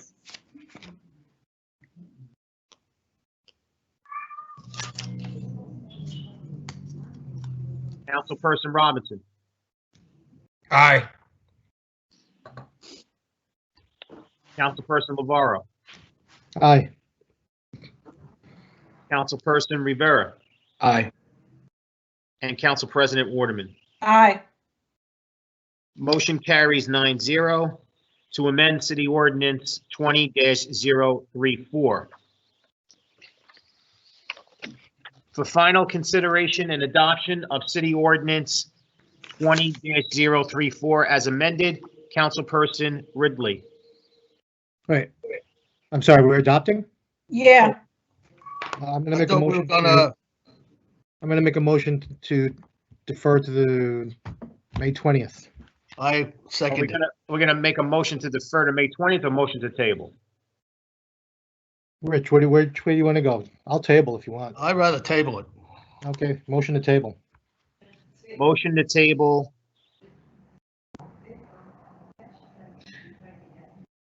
Motion to table City Ordinance 20-034, made by Councilperson Lavaro, seconded by Councilperson Baggiano. On a motion to table City Ordinance 20-034, Councilperson Ridley. Aye. This is the motion to table. Yes. Okay. Aye. Sure.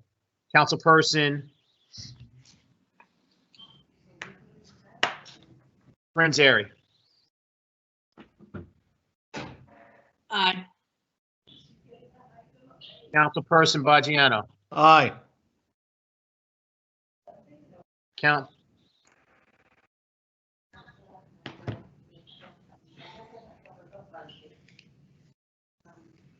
Councilperson Salee, Aye. Councilperson Solomon. Just briefly, I mean, I think given the tough rollout with the Verizon polls, an extra 30 days to inform the community of the current locations would be much needed. And so with that, I vote aye.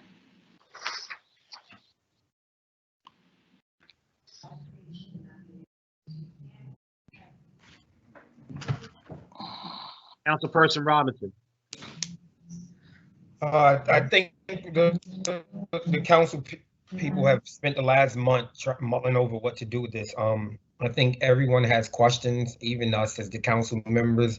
I mean, it's a little bad to think that, you know, the FCC is in control of what we do here in Jersey City, but I guess.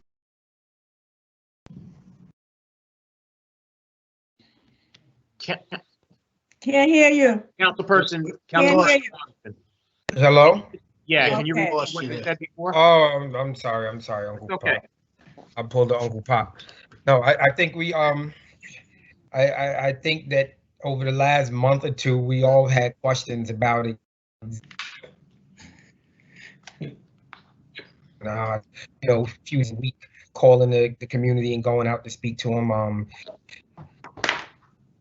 The former council Chris Gaston, and he made some really valid points. I mean, I think it's just hard that we're hand tied by the FCC on what we can and cannot do. So we're going to lobby, you know, the council, the assembly, the state senators, the, you know, Congress, and try to, you know, come up with a way to do this. But I think we already opened the virtual Pandora's box by giving, you know, people the opportunity. I think it was last year or the year before, and already installing some of these 5G things throughout the city. So I don't want to put the city at risk and, you know, having lawsuits, but I want to put the people first and make sure that they know exactly what's going on here in our city, and give us time to really think this through even further. So I vote aye to table it.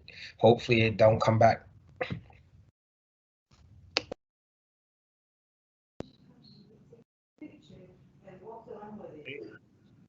Councilperson Navarro. Yeah, so as been pointed out, we've already approved a couple of these, and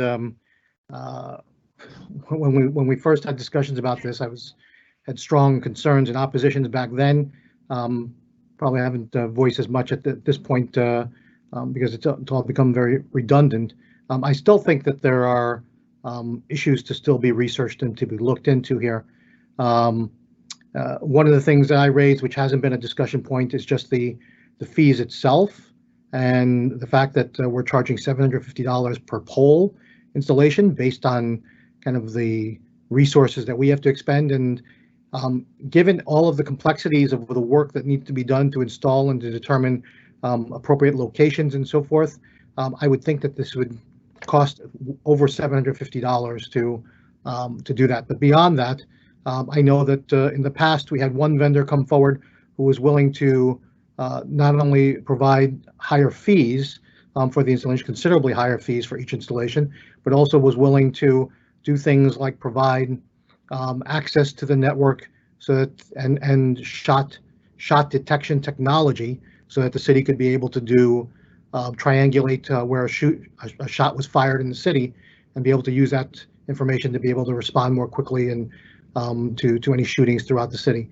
There was things like that that were discussed and were put forward at the past that were opportunities and innovative, but because of the restrictions, the presumed restrictions from the FCC, not able to take advantage of that or avail of that.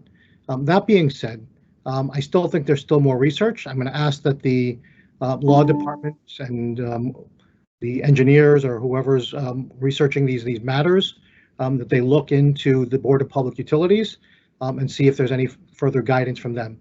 The other thing that I was reminded of as I listened to the entire debate and the conversations is that it reminded me of a similar situation that occurred back in 2010, 2011, thereabouts. I'm not sure exactly, maybe even a little earlier, maybe even earlier than that, when there was an issue called the Spectra pipeline. And people talked about that and how there was strong opposition from the community and concerns about where that pipeline would go through and some of the health risks and concerns to the community as well around all of that. And there was a councilman from downtown at that time who strongly opposed it, despite the administration's at that time contention that there was much of this was out of our hands and that this was regulated by federal authorities at the time. And yet there was strong campaigns put together to oppose it. That being said, I want to encourage the community to continue to look at this, because looking at the research on this, and as Councilman Bogiano pointed out, there are information, and I looked at information on the American Cancer Society, Scientific American, that showed that the data was inconclusive, and information around that reliable resources said that, despite what the FCC may be saying on these matters. And so, to the council president's point about reaching out to our federal representatives, we should do that to see about looking to change that, and certainly that's a long-term solution to this issue, and may not be able to assist us here in this particular matter. But what I think we should also do is reach out to those federal representatives, to our senators and our House of Representatives, to ask them what is the process at FCC to possibly seek guidance as to how we can deal with this situation here in Jersey City, outside of just telling us follow the law, and to ask them for guidance on that, and to see if there's an appeal process, because there was appeal processes for the Spectra pipeline, as I recall, now that I think back on that.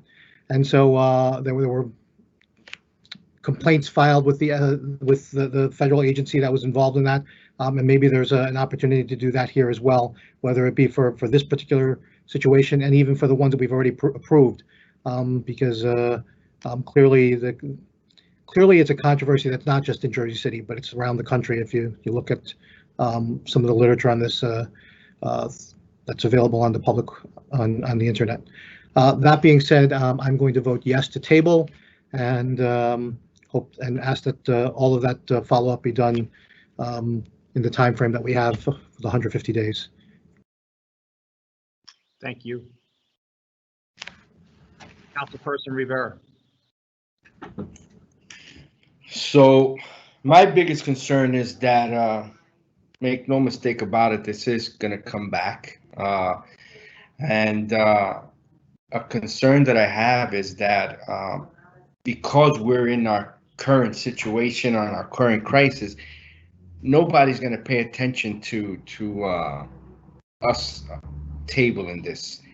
And what I mean by that is I'm just afraid that, or concerned, I'm concerned that the federal government will come back and just, do what they want to do, and hit us with a big lawsuit. And we're in a situation that we can't handle that right now. We can't handle any type of outside lawsuits. However, with that said, I do hear the constituency, and I do hear the voices of the city, not only of the city, and the voices of our colleagues, that have these concerns with this 5G. And I can only just, we just got to hope that we don't get beat up with this, and it comes back and hits us hard. So with that said, I'm going to vote to table. Thank you. And Council President Waterman. First of all, I want to thank the public for calling in. I know it was difficult, challenging, but we appreciate you calling in to hear your voice. I would encourage you to reach out to the federal government, your congressman.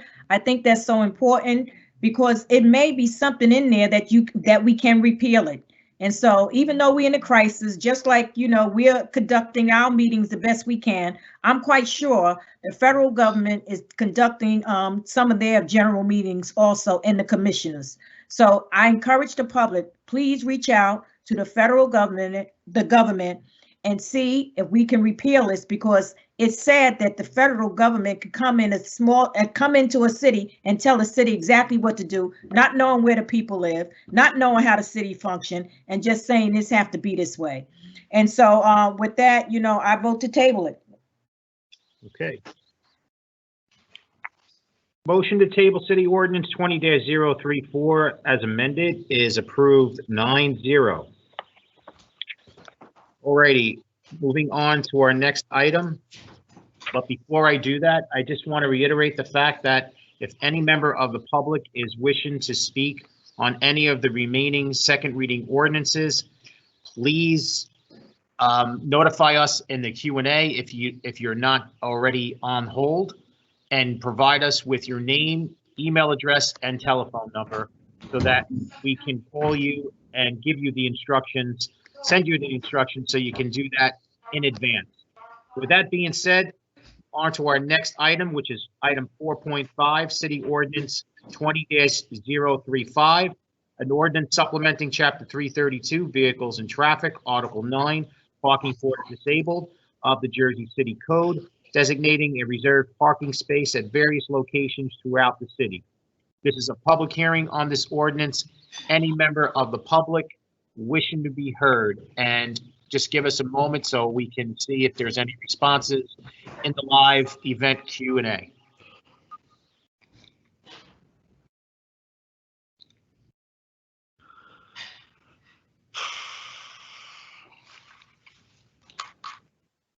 Okay, I have no responses, so we have a motion made by Councilperson Rivera to close the public hearing. May I have a second? Second.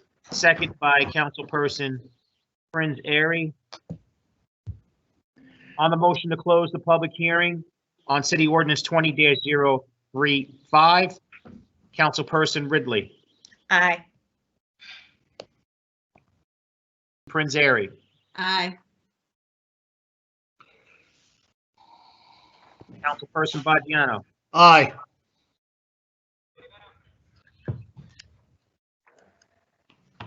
Councilperson Salih. Aye.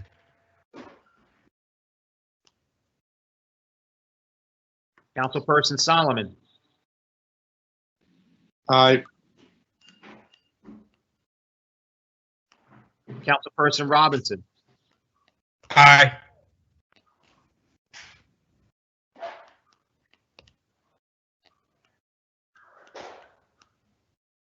Councilperson Lavarro. Aye. Councilperson Rivera. Aye. And Council President Waterman. Aye. Motion carries 9-0 to close the public hearing on City Ordinance 20-035 for final consideration and adoption of City Ordinance 20-035. Councilperson Ridley. Aye.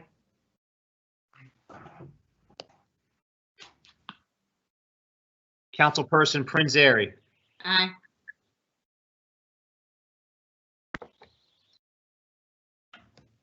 Councilperson Baggiano. Aye.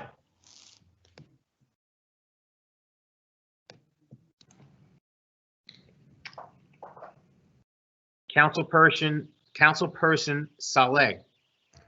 Yeah, aye. Councilperson Solomon. Aye. Councilperson Robinson. Aye.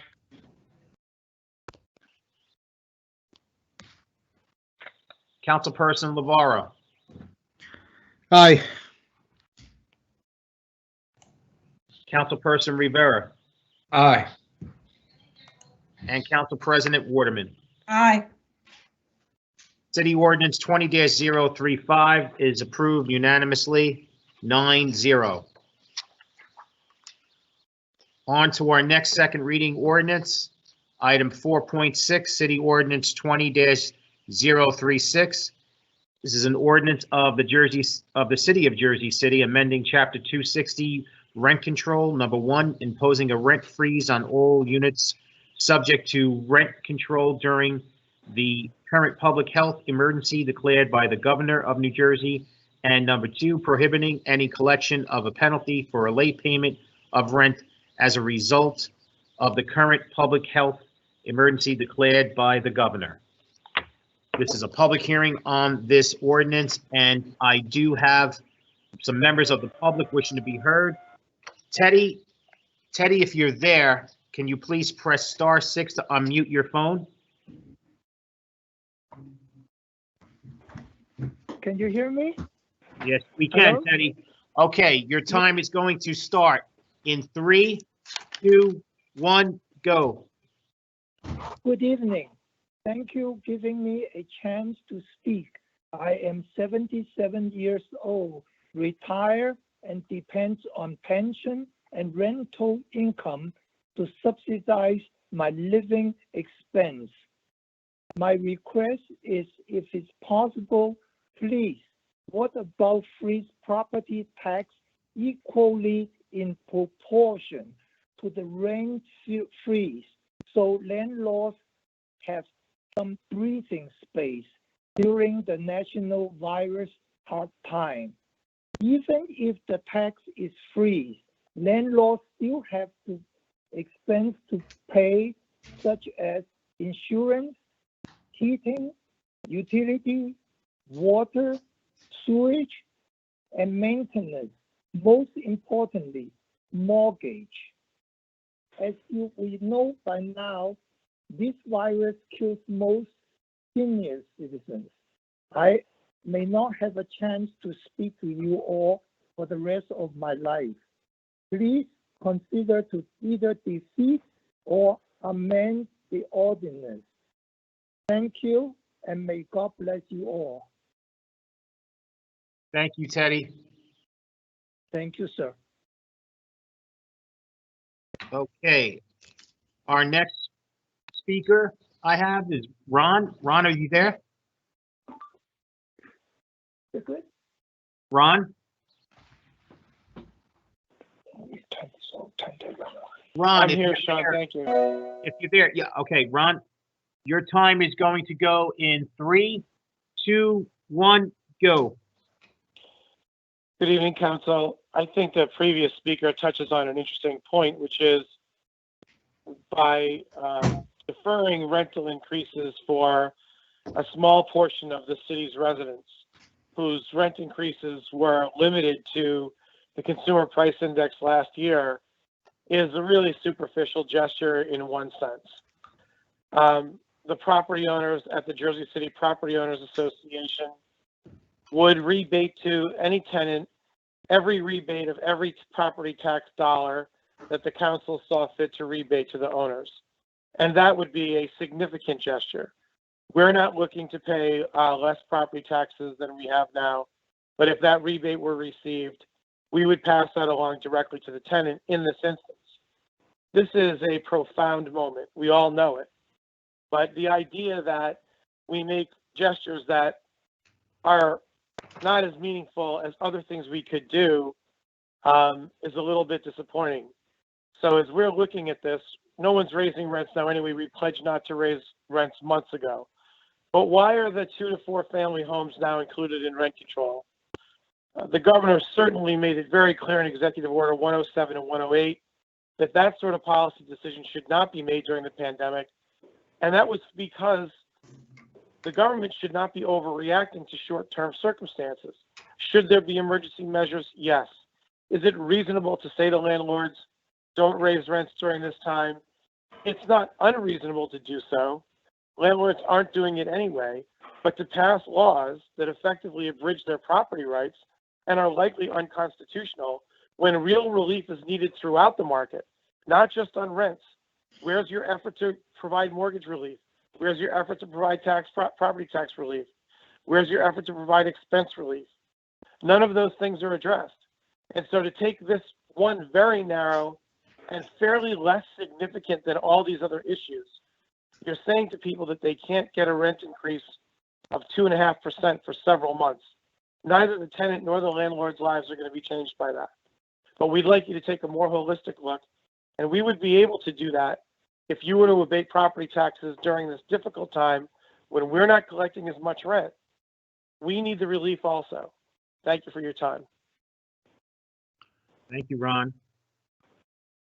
Okay, our next speaker I have is Malika. Malika, if you're here, please unmute your phone by pressing *6.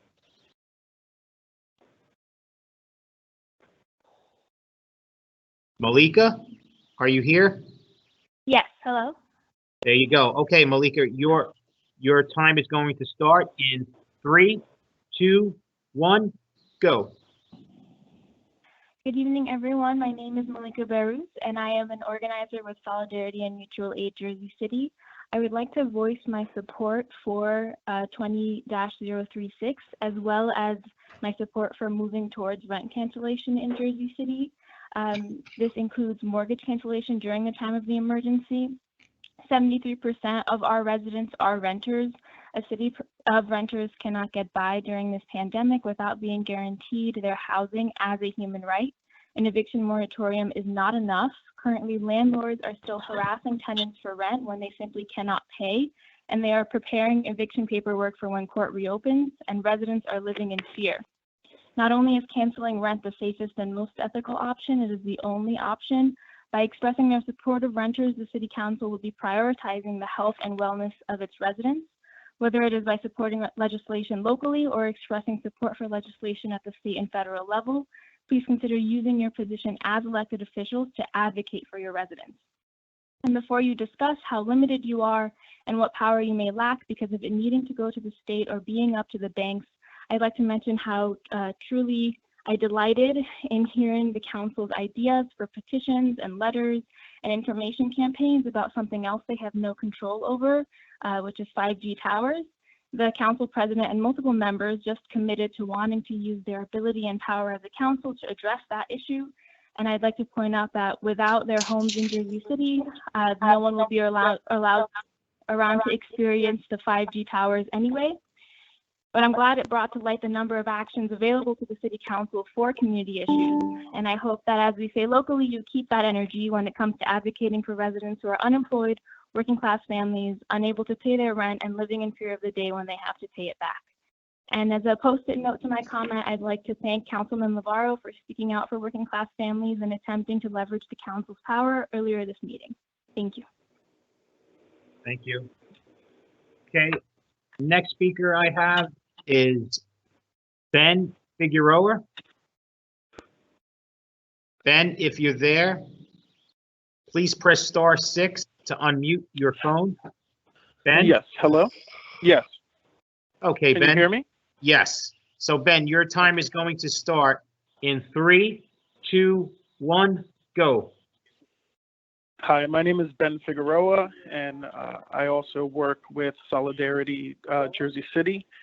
I wanted to say that I think the change in this ordinance to include renters outside of rent control is important, and it's a good step in the right direction. I think the cancellation of late fees is also a step in the right direction, but I urge you not to stop there, because as helpful as that will be, it's just not enough. Ensuring that rents won't be increased is a wonderful idea, but it's also the bare minimum of what should be pushed for to ensure that community members don't end up homeless. There's so many community members that just cannot pay their rent. And with the absolute disaster that is New Jersey's unemployment system, and the fact that children will be out of school for the rest of the school year, their parents will be unable to return to work and already are struggling to make ends meet. And they will not be able to afford rent regardless of an increase being stopped. This is just not enough of a protection for the most vulnerable members of this community. Renters need as much protections as property owners. And that includes a rent suspension. If mortgages are being suspended to protect property owners, then rent should be suspended to protect renters. And I feel that it's a bit myopic in a statement that was made earlier to call this a short-term problem. We have no idea what's to come in the future from this. and everyone is living in fear, and we're all trying to do our best, but we are also a community. And as it was mentioned earlier, it was nice to see people get riled up and put their power out there to talk about what they can do to stop something from happening that might affect the well-being of the members of this community, but that's already happening and has been happening. And it's up to people like you who have some power and have much more of a voice than us in the community to step up and take care of us and help us. And I really hope that you do that. Thank you. Thank you, Ben. Okay, the last speaker I have on this is Brian Rains. Brian, if you're there, please press *6 to unmute your phone. Hello, this is Maria Ross. Hello? No. Hello? I'm looking for Brian Rains. Okay. Brian? Sorry about that. I'm here. Okay, Brian, so your time is going to start in 3, 2, 1, go. Good evening, councilpersons. My name is Brian Rands. I'm a resident of the Heights neighborhood in Ward D, and I'm calling to voice my support for this ordinance to freeze the rents, at least for rent-controlled properties, and expanding that to non-owner occupied, smaller real estate projects. As the speakers said before me, it's a matter of equity. It's ensuring that displacement doesn't occur during one of the greatest public health crises we've seen since probably the 1920s. So it's really important that we provide as much stability as possible to some of our most vulnerable residents and citizens. So I definitely recommend passing this ordinance. However, I don't think it goes far enough. As you know, under the Federal CARES Act, there are some protections for tenants in publicly subsidized properties, and there's some prevention of filing for eviction if it's a mortgage that's backed by the federal government, whether it's Freddie, Fannie, or one of the veterans or FHA programs. But right now, there's no prevention of landlords from filing eviction complaints. So if you go to the Hudson County Courthouse, you see piles and piles of landlord-tenant complaints. Once this public health emergency moratorium is lifted, it is going to be brutal for a lot of people, not only in Jersey City, but in the Hudson County at large. We need to provide some sort of rental assistance to our neighbors. I understand there's a private rent fund that's being created, which is a good idea. However, we need to know now how we can access that information, how residents can acquire that money to prevent evictions, and the criteria in which the board will be choosing how to grant the money. These are all relevant questions, and these are things that welfare does on the county level, and nonprofits such as Catholic Charities or North Hudson Community Action do when they provide rental assistance. These are things that are absolutely necessary, and I haven't seen any information from the executive branch or the legislative branch on how this is going to be administered. Senator Stack recently proposed, and it was passed in the Senate, $100 million for the Homeless Prevention Fund. However, that's statewide, and it's administered by the DCA, which is extremely slow and bureaucratic.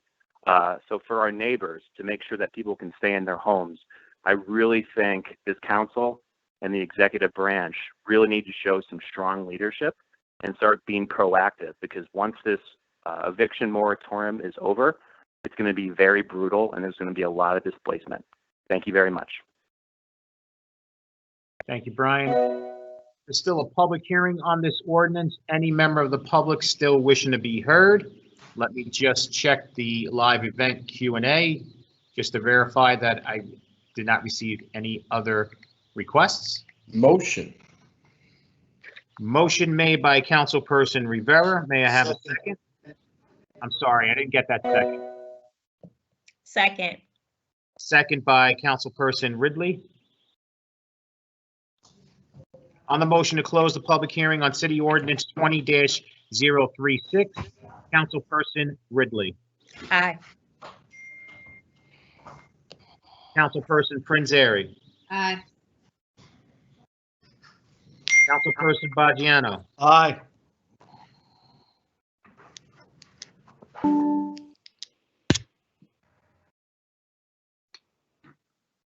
Councilperson Chalet. Aye. Councilperson Solomon, Aye. Oh, gee, I missed the thing. Councilperson Robinson, Aye. Councilperson Lavaro,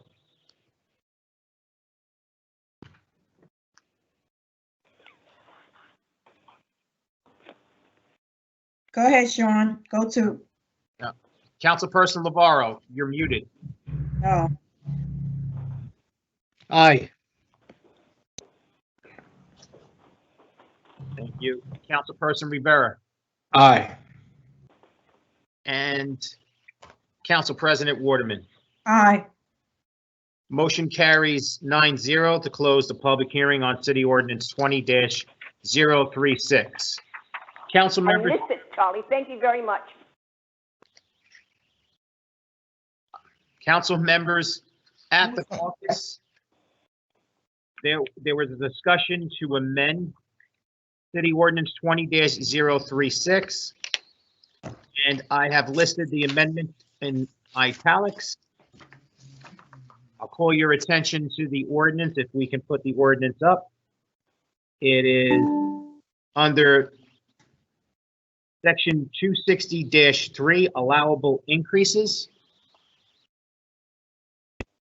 Just wait till we scroll down a little bit.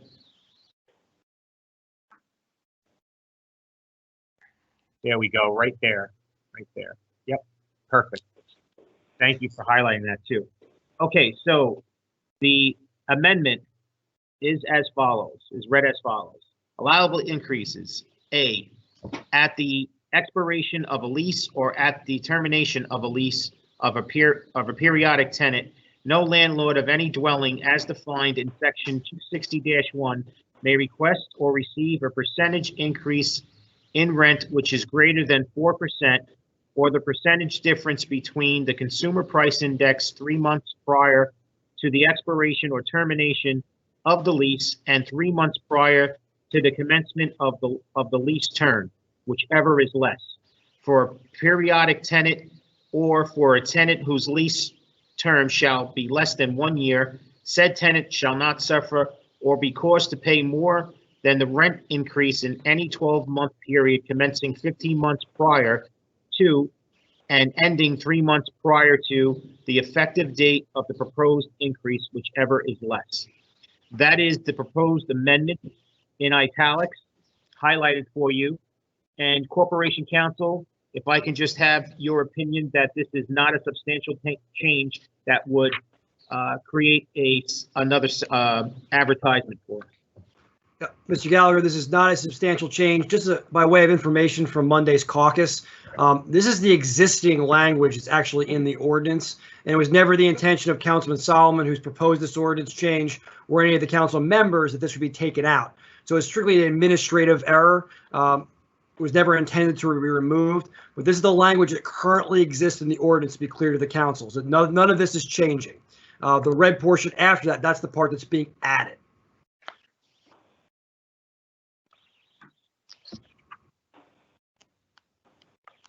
And as I mentioned, does not represent a substantial change to not trigger a new second reading. Right. Thank you. Thank you, Nick. So may I have a motion to amend Ordinance 20-036? Motion. Motion made by Councilperson Solomon. May I have a second? Second. Second by Councilperson Chalet. On a motion to amend City Ordinance 20-036.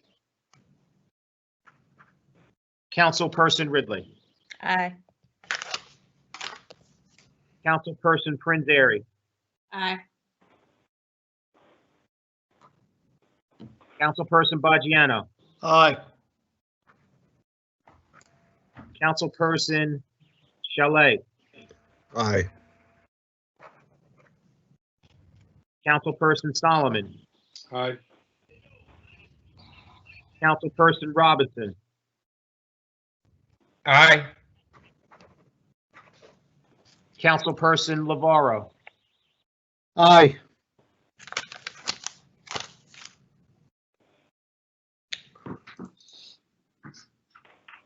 Councilperson Rivera. Aye.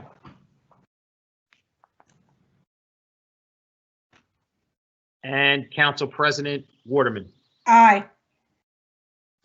Motion to amend City Ordinance 20-036 is approved, 9-0. For final consideration and adoption of City Ordinance 20-036 as amended, Councilperson Ridley. There's a few things that I wanted to mention that some of the speakers went through. There's a big difference between renter expenses and property owner expenses. Similar to what Mr. Wang mentioned, as a property owner, there are a lot of things that you have to pay for outside of mortgage. So you, as he mentioned, you have your property taxes, you have water, you have electricity. You also have the fact that, God forbid, something goes wrong during this pandemic, you're still responsible for fixing it. As a property owner myself, there are things that I had repaired during this pandemic. Had I not had those things repaired, it would have been an issue for my tenants. You know, I recently had a water heater bust that I had to get replaced. So there are other expenses that property owners have that are in addition to mortgage. So a cancellation of rent would be very difficult for the property owners. That's one thing I wanted to say. And I know that the young lady that spoke, Miss Malika, she said that there also needs to be some resolution for property owners, and I believe that that's true. I think you have to start with giving the property owners some relief so that they can then give some of that relief to renters. Because if they can't, we're going to end up in a real tricky situation in certain cases. And that's not where anybody wants to be during this pandemic. So it has to be relief on both sides. But this particular ordinance is just asking to freeze rent, not to not collect rent. It's asking that there's no rent increase. And Councilman Solomon has met the council halfway on this with adding expiration dates and some more parameters around that. So with that being said, I'll vote aye. Thank you, Councilperson Prince Airy. So I'll be brief. I'm glad to see also on the council agenda is a resolution extending the payment for property taxes for 30 days. As Councilwoman Ridley had said, as property owners, there are a number of different expenses that are incurred. And in addition to that, not every property owner in Jersey City, and in particular in our 1 to 4 family homes, has a mortgage. Some of these are multi-generational family owners, they're elderly, and they rely on part of rent as their income. So I think as we're moving forward and having these conversations about renter relief, there should also be consideration for property owner relief, because it all ends up being a domino effect at the end of the day. So I'm glad that there's conversation about this holistically. I think that's going to be really important moving forward as a city on all of this. And I'm glad also that there was conversation about changing 1 to 4 family homes to exempt owner occupied, because that's also, again, with some of these homes with our seniors, they rely on this income to make sure that their house doesn't go into tax lien. So we have to be important and make sure that we're cognizant of that. And with that, I vote aye.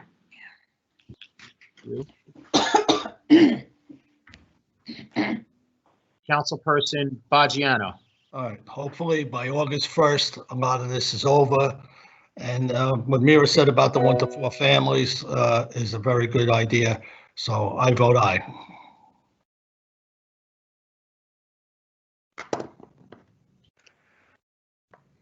Councilperson Chalet.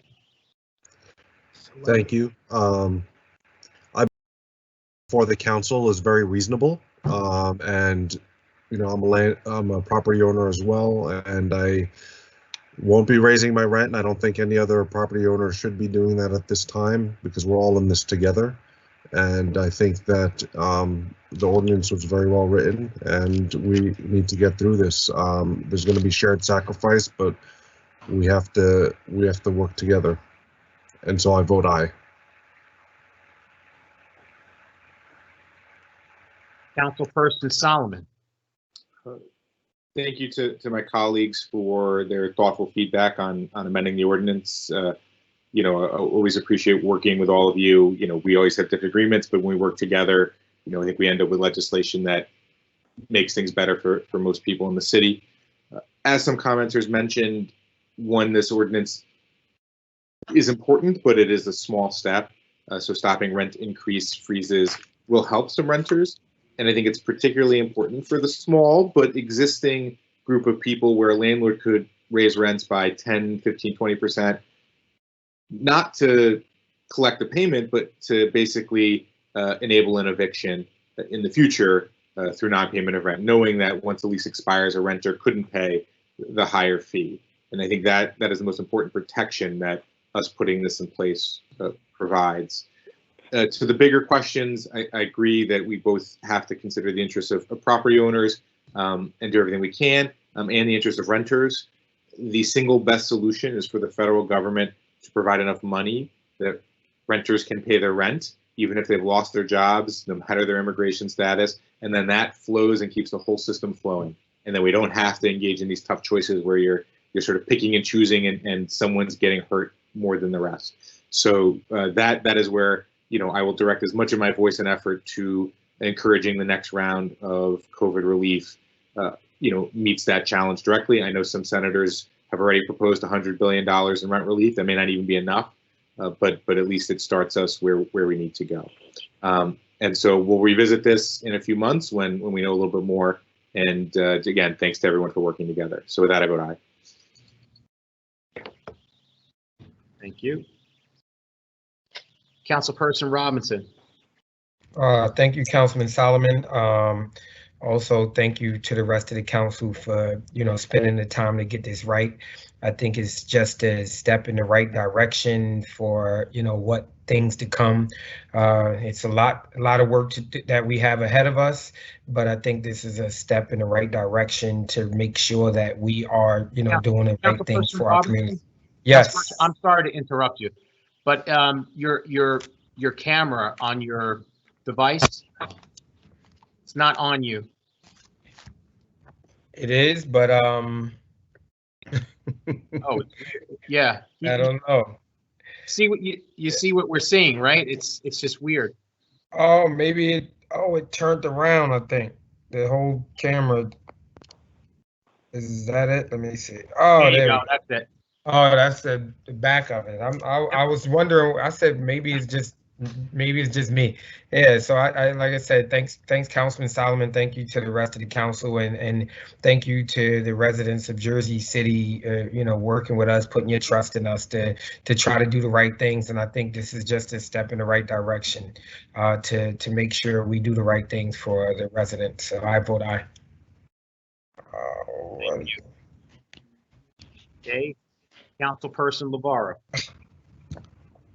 So one of the earlier speakers talked about landlords are not raising rents in this environment, and I think for the vast majority of landlords and property owners that they're not raising rents. But I can attest that there are landlords who are raising rents. Not myself personally, but I've been approached by constituents who have informed me that they're getting their rents raised, and we're asking what sort of relief there would be with regard to that. So this is needed, and while it does not address the deep-seated need, which many of our speakers mentioned, and by the way, let me say thank you to all of our speakers. Thank you for coming out and speaking and letting us know your thoughts. There is deep-seated need out there, and it's only growing larger. And Jersey City has been, prior to COVID, a tale of two cities. Right? We have a city of great affluence and wealthier residents, and then we have those who are the have-nots in Jersey City. And this pandemic has just widened that gap in that regard. The folks who are able to, and I'm not making this up, this is already out there as public information, and studies and research has already been done in it. The folks who are able to work from home are the more affluent, and and the folks who are still slugging it out in the front lines and as essential workers and so forth, and low minimum wage jobs and so forth, are largely people of color, right? So, and low income. And so while they may be making some money, they were just getting by then, and they're just getting, and they're not getting by anymore if they've got multiple people in their household as well, who some of them not working at all. Maybe they were just laid off as a result of this economy. So this is some relief and respite. It's a small piece towards that, and there's some other support that's needed, and I don't know what that comes in the form of. That's to say, we're also not having a blind eye towards the issue, and as was mentioned earlier about the kind of the tax deferment on the deadline for the property taxes. Certainly on property taxes, mortgages, and so forth, and property owners, we need to be able to do more around that as well. But we have to look at this as a domino effect, right? So if people aren't able to pay their rents, the property owners won't be able to pay their taxes or their mortgages. And even though all of these things may be deferred or even forbearance or whatever the case might be, and all the check comes in eventually for everybody in that regard. And if we look at this as we're all in this together, and as the hashtag keeps going around the country, if we take that approach and we leave nobody behind, and I like to use that analogy as well, that if we talk about this as a war against this virus, and in war you leave no man behind, right? We don't leave anyone behind in a war. And so we don't leave the least of our folks in our neighborhoods and our communities, and we stand up for everyone and bringing everyone up together. So I want to thank Councilman Solomon for bringing this forward and making sure that we were including as many properties as we can. For the last thing I want to say is also just that while I would hope this ends sooner rather than later, there's all the talk of a second wave of this pandemic coming before the country, not just Jersey City, but before the country. And so the fall is what's predicted for most, and we'll see if those prognostications come true or not. I hope not, but in the absence of any effective treatments, as well as the testing, the tracing, and the isolation that's needed to be able to reopen the economies in Jersey City and throughout the country, we may find ourselves in a second wave for sure. So we may not see the end of this, and so this makes this even more vital and important in that regard. The last point I want to make is that there was talk about a relief fund, and so the city does have its own relief fund, and we should be looking at dedicating those limited dollars that we have, which is $3 million, towards assistance for rental assistance. And I want to speak to that. And also I want to say if there's a way to make that happen in a way that if it's particularly for the 1 to 4 unit properties, if it's the owner occupied units. And so that way we're kind of doubling our impact with that money, because if the people are paying their rents in owner occupied properties, then we're helping to secure the middle class and the homeowners and who may own those properties who are renting out to them. And if we can give them those assurances that in fact that money is going directly to rents in that regard. And so we may be able to help get double the bang for our buck on that. So with that, I'm going to vote yes, and going to continue to look for other remedies and relief for our Jersey City residents.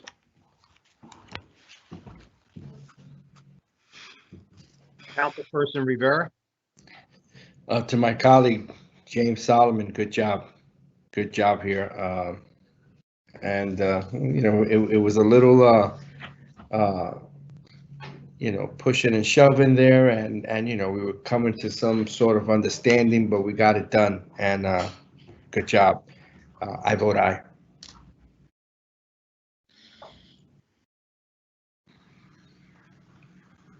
And Council President Waterman. I want to thank Councilman Solomon for working with all the council to get this done. When we work together, we can accomplish a lot. And this is a decent ordinance. So our hearts are for the people, especially during this crisis. So thanks again, council, for working together. I vote aye. Thank you. City ordinance is approved. Excuse me, City Ordinance 20-036 is approved as amended 9-0. Okay, on to our last second reading ordinance, which is item 4.7, City Ordinance 20-037, an ordinance authorizing the business administrator to execute a consent assignment and assumption agreement between the city and Muhlenberg Senior Housing Urban Renewal LLC and Muhlenberg Gardens Urban Renewal LLC, effectuating the transfer and assignment of the property and tax exemption held by Muhlenberg Senior Housing Urban Renewal LLC to Muhlenberg Gardens Urban Renewal LLC pursuant to the Limited Dividend Nonprofit Housing Corporation or Associations Law, NJSA 55:16-1 exec. This is a public hearing on this ordinance. Any members of the public wishing to be heard, and council members, if you would bear with me, just to double check our live event Q&A.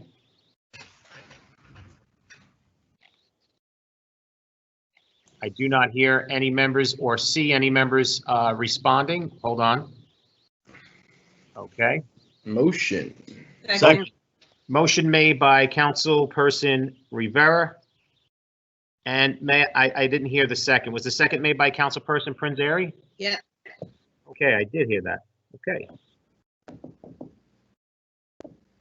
On the motion to close the public hearing on City Ordinance 20-037, Councilperson Ridley. Aye. Councilperson Prince Airy. Aye. Councilperson Baggiano. Aye.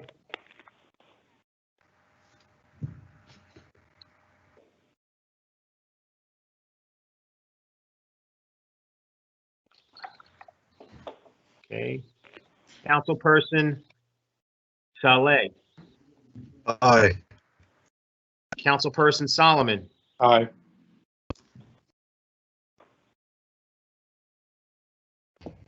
Councilperson Robinson. Aye.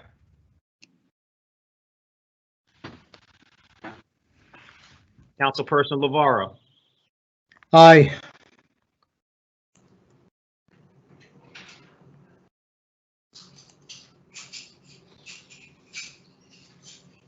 Councilperson Rivera. Aye. And Council President Aye. Waterman. Thank you. Okay, motion to close the public hearing on City Ordinance 20-037 carries and is approved 9-0. For final consideration and adoption of City Ordinance 20-037, Councilperson Ridley. Aye. Councilperson Prince Airy. Aye. Councilperson Baggiano. Aye. Councilperson Saleh. Aye. Councilperson Solomon. Aye.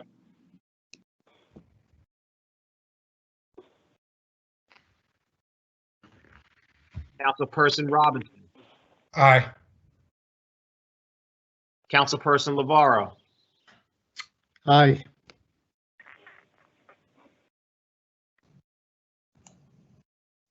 Councilperson Rivera.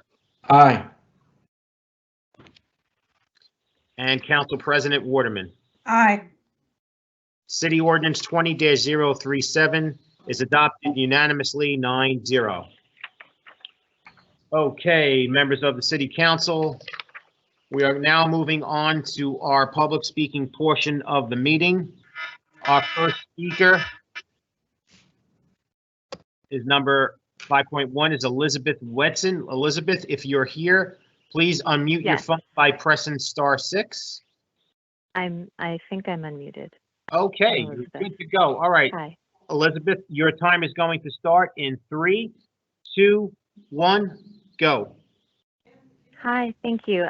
First, this meeting has been really revelatory to how much work you all do. So thank you for doing it, and everything is so hard.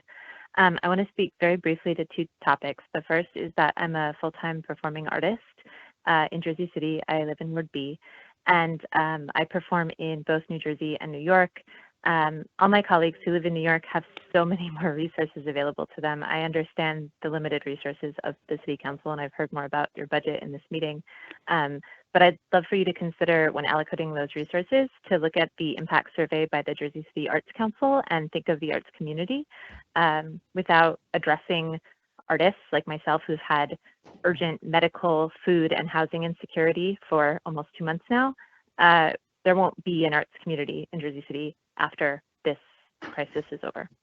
The second thing I'd like to speak to is a follow-up to the water shutdown that happened recently. This was not the first time that our water has shut off. It's the 10th time since November that our water has shut off. And Suez does a really bad job of communicating. We get no notice almost all of the time. I've reported this on C-Click Fix. I've talked to the JC MUA. I've talked to Suez. Our water is supposed to go off again tomorrow. They won't tell me for how long. They won't tell me how many times. They won't tell me really anything. Apparently there's an infrastructure project that was supposed to be finished in February, but it's ongoing. It's been very frustrating. We keep gallons and gallons and gallons of water on stock in our house because we just never know when we're not going to have water. And that's really extra terrifying right now. I have a chronic illness, and that makes everything so much harder when we're already struggling. So I'd like the City Council to consider working with Suez and the JC MUA to do a better job of serving essential utilities, especially right now. And also communicating interruptions, not just via Twitter. I have elderly neighbors who didn't even know about the boil advisories when they were happening. Thank you for listening to my comments and for doing this really difficult work. That's it. Okay. Thank you, Elizabeth. Our next speaker is Maria Ross. Maria, if you're here, please press *6 to unmute yourself.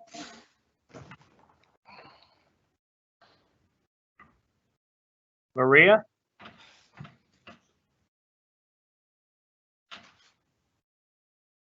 Maria, if you're here, please press *6 to unmute yourself.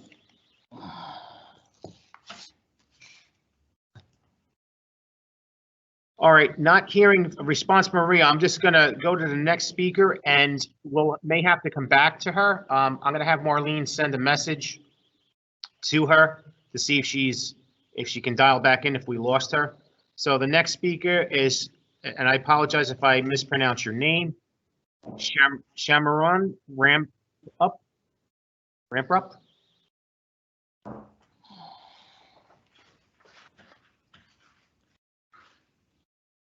If you're here, please press *6 to unmute your phone. Shamoon? Hello, this is Shamoon Rama. Hey, Shamoon. Okay, very good. So your time is going to start in 3, 2, 1, go. Good night, and I want to thank everyone that is working remotely, especially those residents, workers who have actually risked their lives to facilitate ours. I have great concern. I am hearing about tenants. Residents of Jersey City includes landlords too. Property taxes due May 11th. I'm hearing about rent freeze. Rent freeze is going to be an ordinance that is passed in Jersey City. Actually, landlords have mortgage deferment. They do not have a forgiveness. Not many banks are actually deferring payments either. We have water, sewer, our tax bill is due, insurance, PSE&G. Furthermore, there are concerns about a tax increase that's coming due to the Board of Education increase of about 23%, which is about $600 to $750, which will be added per year. I'm not sure, it might be more, depending on the assessment of the property. I heard someone address the issue of water.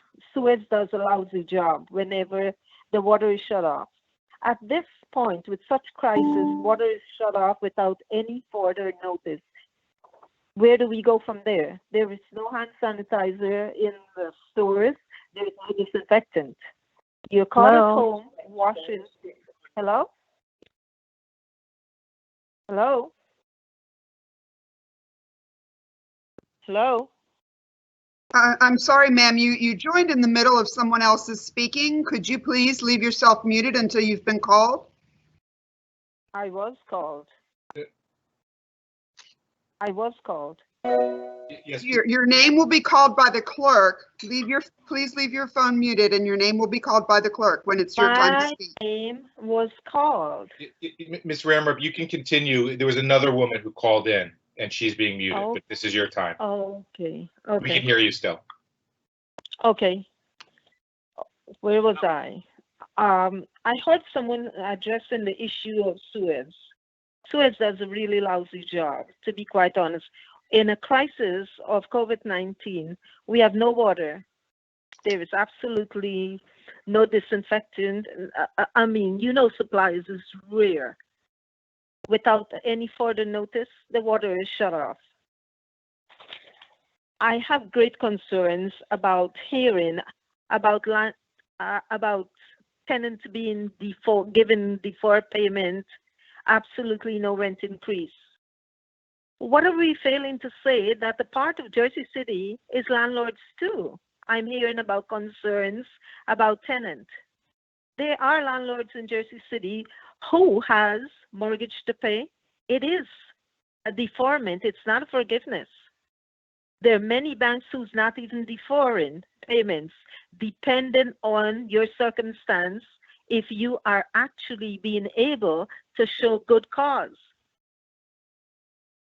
And it worries me that all we're concerned about, I mean, I'm a part of Jersey City too, and we're all in this together. But if we're all in this together, how is it that landlords are not being considered? We still have to pay our insurance. We still have PSNG to pay. We still have water and sewer to pay. And the property tax, which is due May 11th. Thank you so much, Shamron. Your time is up. Thank you. Thank you. Okay. Council members, we can go back to Maria Ross. Maria Ross, if you're here, please hit *6 to unmute your phone.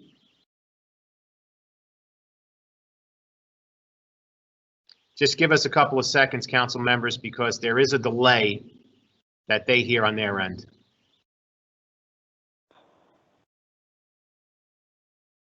Maria Ross? Yeah, we're hearing about tax and all of this. Are you kidding? You will make authority. You will give authority on Excuse a me, local level. Shamron? Yes, hi. Can you please hang? Can she please hang Please up? hang up now because your time is up. And if Ms. Ross is not there, we can move on. She is definitely here, Councilman Rivera. We had a problem with her hearing her. There's a bad delay that she has, unfortunately. Maria Ross, if you're there, please hit *6 to unmute your phone.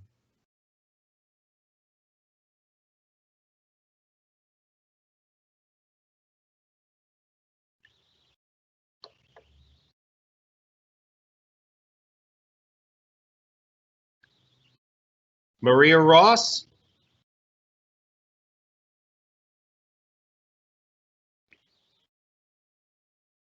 Okay, we're going to give her a little more time to come back to us. I'm going to go with the next speaker, Yvonne Balser. Yes, do you hear me? Yvonne, you're there? Yes, do you hear me? Yes, very good. So your time is going to start in 3, 2, 1, go. Hi, I actually wanted to speak on the rent control, but my first phone went dead on me, so I missed it when you guys was doing it. I've been here since the beginning. I basically want to say this is a double standard because this November, you're going to give every property owner who cannot pay his or her taxes, you're going to put them into tax lien, including if they could not afford to pay their water. So it's like we have to protect the tenants, but we can shove and let people lose their homes because they might be unemployed and they might be struggling, and they're looking at a tremendous Board of Ed increase. They're looking at a tremendous county increase, and I'm quite sure the city will go up because the city is shortfall in their funds. In this case, it's probably not their fault. I don't know. I haven't looked at the budget yet because I haven't seen it yet properly. It's not online the way it should be seen. But I do find this as a double standard. I really do. It is though everyone counts except the landlords. It absolutely is. And I'm absolutely appalled by Councilman Solomon that we should be putting in there $100 million to protect illegal immigrants who come here in housing. As though money grows on trees. This is ridiculous. You're not putting a sign that this November there is no plan to help the landlords who owns their buildings. They can lose their homes, and when they lose their homes in tax liens, their tenants are out in the street too, because most likely the landlord will come along and convert those buildings into condos, the same way they did with Journal Square, which Journal Square years ago was all rental, but when the rent control laws became so stringent, those buildings like St. John's became condos and all the other buildings. So when people say this is a tenant town, it was a tenant town, but all those buildings that were apartments for rent are now condos. So I don't think that's necessarily is the case anymore. But I find it appalling that there is a double standard, knowing that they're glaringly, we are looking at massive increases.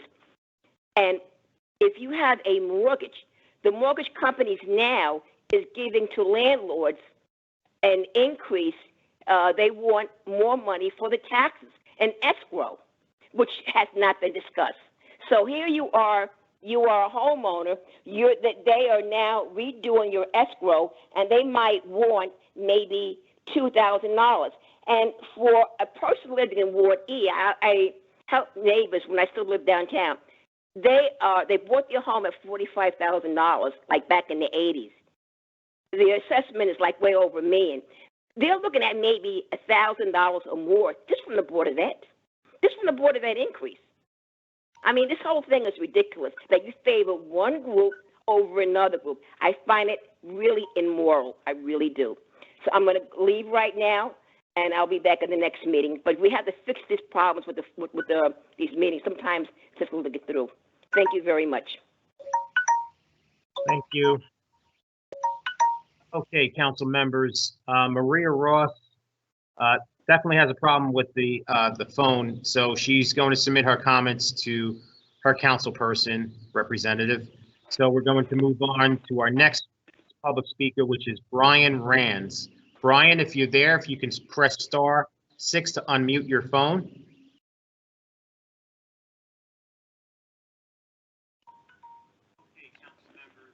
Brian? Brian, can you hear me? Brian?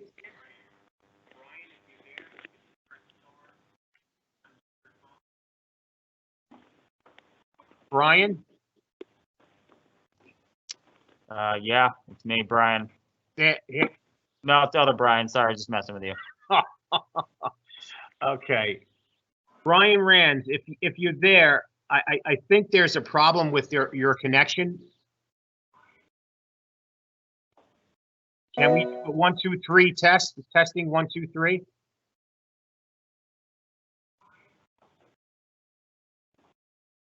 Brian? Okay, we're gonna have to come back to Brian, see if we can get him back. If you can maybe hang up and come back in, Brian, I think that would be the best route suggestion for you. We'll go with the next speaker, and if Brian, you come in, I'll call you before we go on to the next one. So the next speaker I have here is Gene Daly. Sean, Brian just told me that he's not going to talk. Oh, he's not going to talk? Okay, very good. Thank you, Councilperson. So thank you so much. Appreciate it. Okay, next speaker, Jean Daly, excuse me. Can you hear me, Sean? Yes, very good. Okay, Jean, your time is going to start in 3, 2, 1, go. I just wanted to thank the council for their work tonight, and it's really wonderful to see how when we're all on the same page of trying to help all the residents of Jersey City, what wonderful things can happen. It was very wonderful to watch and participate in. I'm not a homeowner. I was laid off during this COVID thing as well, but I do agree with what Yvonne Balsher had to say. This hurts everybody, and myself included. But we have to think of all the ramifications of this COVID-19 virus. One reason I signed up to speak was because there's a resolution. I think it's resolution. Well, I can't see your timer, so you usually have to tell me when I'm done. It's resolution 20-318. It's actually agenda number 10.13. The reason I'm looking at this is because it was a resolution to award a $200,000 purchase order, $179,000, blah, blah, blah, blah, blah, for furniture. Now, I know the city's busted. It's broke. We all know that. And it just seems to me it's kind of not the right time to start buying this stuff. It doesn't seem, I always find, like in the agenda itself, that the resolution is only from one vendor. I don't seem to find any type of alternate bids, etc., for this type of purchase, which close to $200,000 I would hope to have seen. Also, this purchase is being requested by the, something about the architectural division of architecture, and it's for furniture in City Hall. There's something about this. This is not the spending money on these types of things, let's say, because we have so much more that we can be doing, and that money could be used on different matters. And I just encourage the council to delay this until perhaps we're on better footing, because buying new furniture is not an essential. It's not, I'm on the, if you can't eat it, don't buy it. I don't think this is really a great idea for the city to buy new office furniture right now. So thank you for your time, and I do appreciate everything. I hope everyone's safe and well. Thanks. Thank you, Jean. Our next speaker is Dwayne Baskerville. Dwayne, if you're there, please press *6 to unmute your phone. Good evening, everyone. How are you? Hey, Dwayne, how are you? Can you hear me, Sean? Yes, sir. I'm good. Okay, Dwayne, so your time is going to start in 3, 2, 1, go. Good evening, everyone. Thank you for letting me speak this evening. First, my condolences to all of you who have lost someone in this pandemic. I personally had my daughter feeding one of her clients who tested positive, and he sneezed in her face, and by the grace of God, she had on a mask. Excuse me. So I'm calling to support Councilman Rolando Rivero's resolution. I believe it's number 20-307, urging everyone in Jersey City to cover up in public spaces. As you know, we've had a Mask Up Jersey City program to help combat this virus, while at the same time dealing with the violence in the streets that hasn't stopped since the coronavirus has started. So I would love to offer my services to help you distribute masks, gloves, and any healthcare products, and also looking for your support in employing some of our youth to be a part of our army to distribute medical supplies. When I say medical supplies, I mean masks and gloves, and to also help us keep the peace in the community by doing some recreation, because as you know, we almost had a riot in the streets yesterday. And once everyone is allowed to go back into the streets, some of you may or may not be aware, excuse me, of the war that's brewing here in Jersey City with all of our different communities. So we are looking to support you in your efforts to save our citizens, and we're looking for your support to help us help ourselves.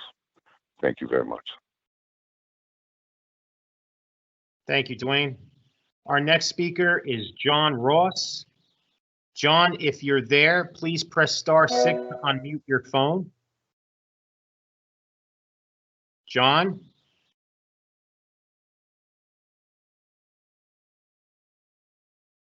John Ross?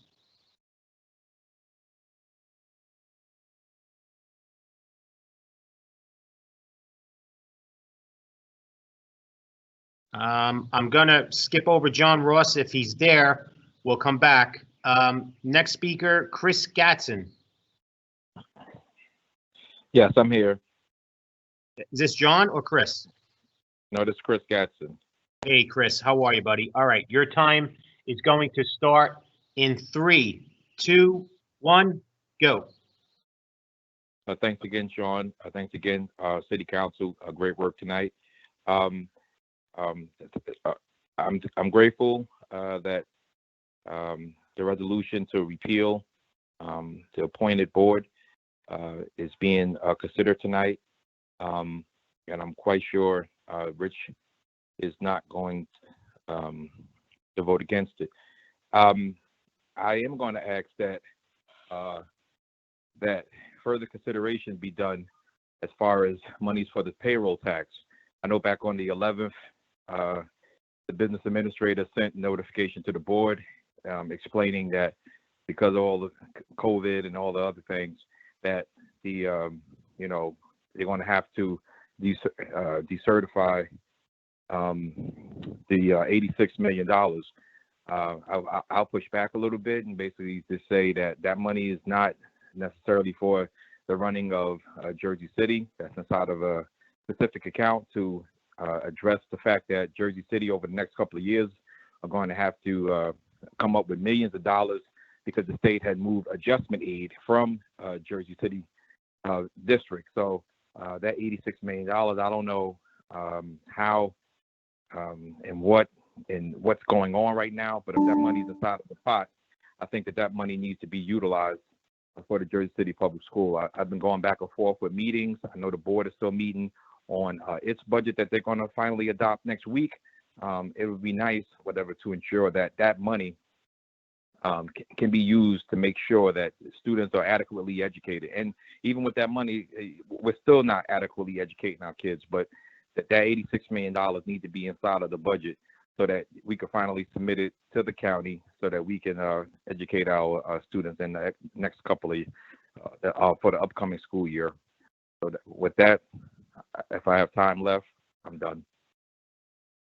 Thank you so much, Chris. Appreciate it. I'm going to go back again to our speaker, John Ross. John, if you're here, please press *6 to unmute your phone. Or please communicate with me via the live event Q&A to let me know if you do not wish to speak any longer, and then we can move on. I'll wait to hear from John. I'm going to go to the next speaker, Aaron O'Neill. Aaron, if you're there, if you would press *6 to unmute your phone.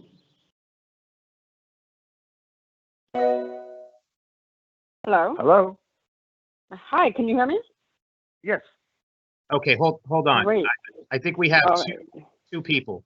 So, Aaron, you're there, correct? I am here, yes. And who is the other speaker that I'm listening to? Is that John? Yes, John Ross. I'm sorry, Okay. a little slow understanding how to do it. Not a problem, John. Hold on 1 second, okay? Aaron, if you don't mind, if you could just mute yourself, and we'll call you as soon as John is done, okay? Absolutely, no problem. Thank you so much for your patience and Thank you. Okay, John, you're here? Yes. Okay, John, your time is going to start in 3, 2, 1, go. Okay. Right. I'd just like to discuss something very basic about the art tax. It's very difficult to understand exactly what is going on. I thought it was going to be an issue today, but now I find out it's not. I really have to ask two things. Given the difficulty that everybody's going through at this time with what's going on in our world, is it a really great idea to start a new tax? And, well, that's really basically it. I mean, I did have something prepared, but that's really what I want to say. The other part of it would be people are talking from City Hall are talking to the artist community, but we in the general community are getting no information about this. We'd like to know certain things like how much it's going to be and how it's going to be used and who's going to distribute it. Like a lot of things. We need more transparency, and also we really don't need another tax right now. With that, I thank you all. Thank you. Bye-bye. Thank you so much, John. Cheers. Okay, Erin, if you're there, you can unmute your phone by pressing *6.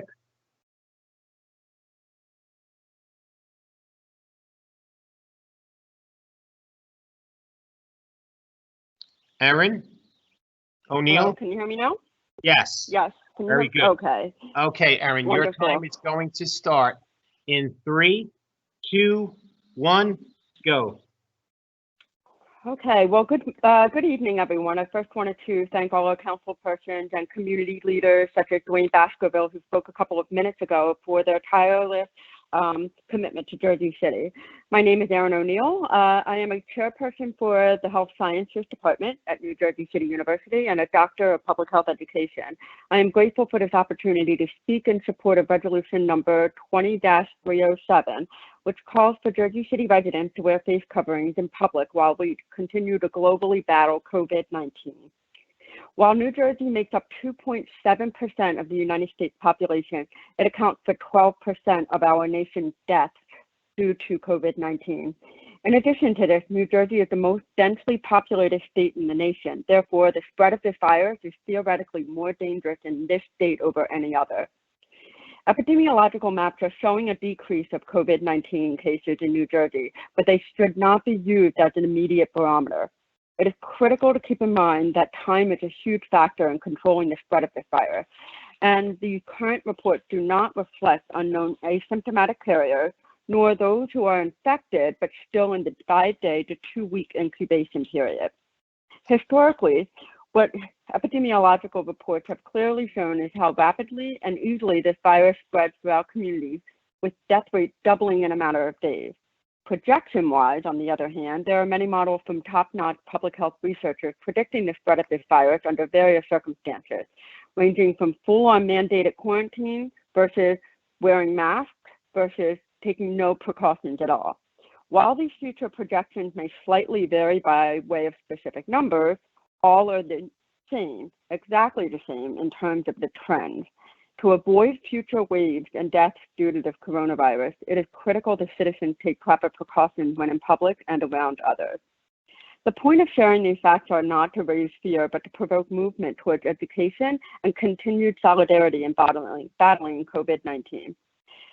Our community and the collective decisions we make are our best method of protecting one another. With this resolution, what is being asked is that citizens use face coverings in public upon circumstances where social distancing cannot be properly honored. It is critical that the public understands that while we do not know by how much, we do know that the use of these cloth masks will minimize the spread of this virus as we carefully and methodically attempt to return to society. Wearing face coverings will allow time for our health system to respond adequately to future cases. It will allow time for scientists to better understand the biological nature and evolution of this virus and to develop a vaccination. It will allow for society to put more sustainable control mechanisms into place to curtail further crises. Therefore, this resolution calling for citizens to wear face coverings in public is one that none of us can afford to bypass as responsible leaders and citizens of Jersey City. Thank you very much. Thank you, Aaron. Okay, our next speaker is Teddy Huang. Teddy, if you're there, please press *6 to unmute your phone. I'm not sure if Teddy was listed as a public speaker here, because he did speak on the second reading ordinance. So perhaps there was a little confusion there, but we'll give him just a little bit to see if he actually wants to speak.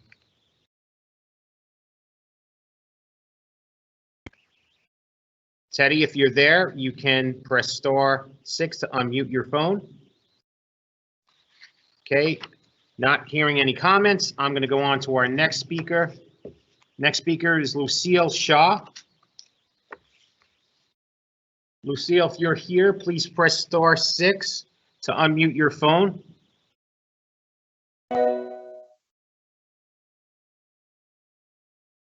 Lucille Shaw.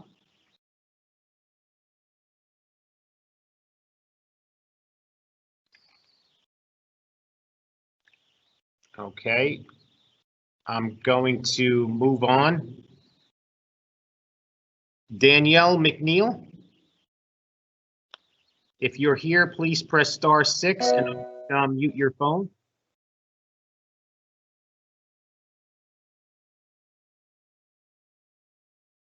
Danielle McNeil.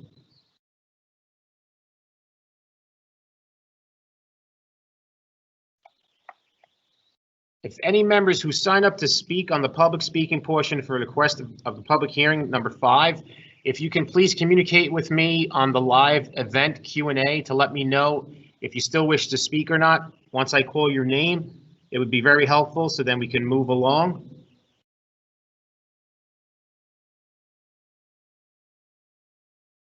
Okay, I'm not hearing anything from Danielle or seeing any kind of responses.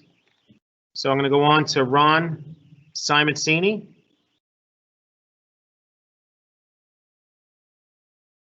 Appreciate again being heard. I Ron, think, Ron, I'm yeah. sorry. I just want to give you a countdown to when your time begins. We're going in 3, 2, 1. Go ahead, Ron. Thanks again, Clerk and Council. I think I have to express my admiration also for the work that you guys are doing and the circumstances you're doing it under.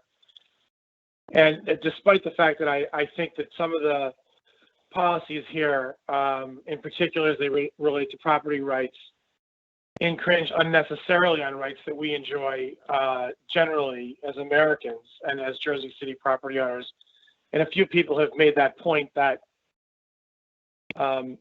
landlords are in a very tough spot right now. The forbearance you're hearing about for mortgages is only happening from Freddie Mae and Fannie Mac. And those forbearances come with a very big ticket. Most people are not taking the forbearance because it's more difficult to live through the forbearance than it is to just try and figure out how to put more capital into your property. And that's a very tough situation. And I don't want to give a history lesson. I don't even want to appear to be as old as I actually am.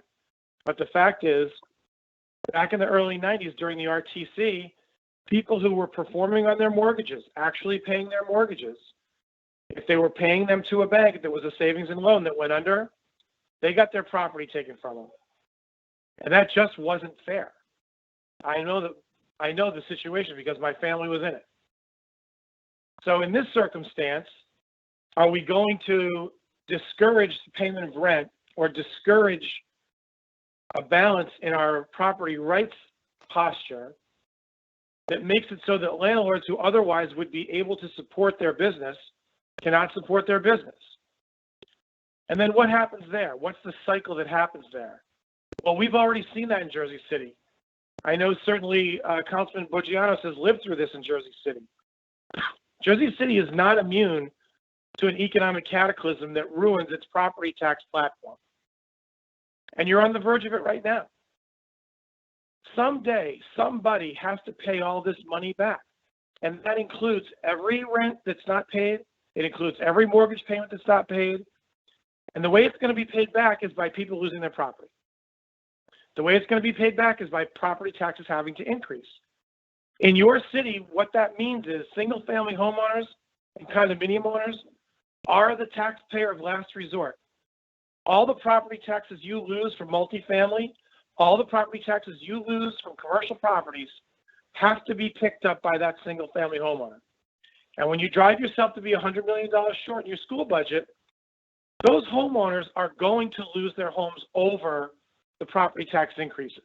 Many of them lost their homes or had to sell as a result of the reval. Thankfully, the market was really strong and they were able to sell.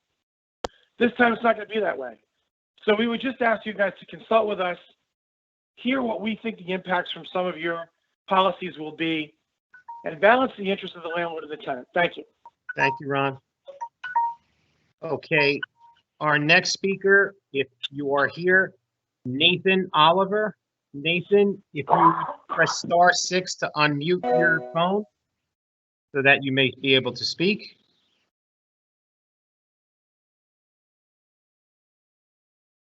Nathan Oliver.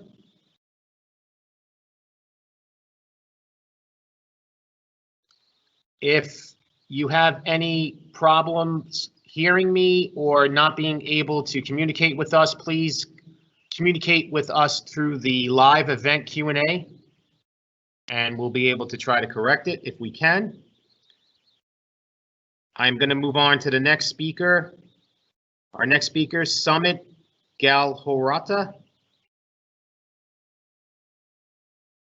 Summit, if you're there, please press *6 to unmute your phone. Hi, Council, I'm here. Summit, you're here? Yes, I'm here, thank you. Very good. Okay, so your time is going to start in 3, 2, 1, go. Thank you, Council members, for your time this evening. My name is Sumit Galhotra. I live in Journal Square in Ward C. First off, I just wanted to thank Council Member Solomon. All your updates around COVID-19, everything that's happening in Jersey City, all those updates via email have been really helpful, and I hope other council members who aren't doing that can take notes out of your page and be more communicative with their constituents. I'd like to actually speak a little bit tonight about the parking plan that was presented 2 nights ago to the council. I really hope that the city government and council members can really take some time to take a deep dive and really think about how we can reimagine our existing parking inventory. There's so much potential, so much opportunity here.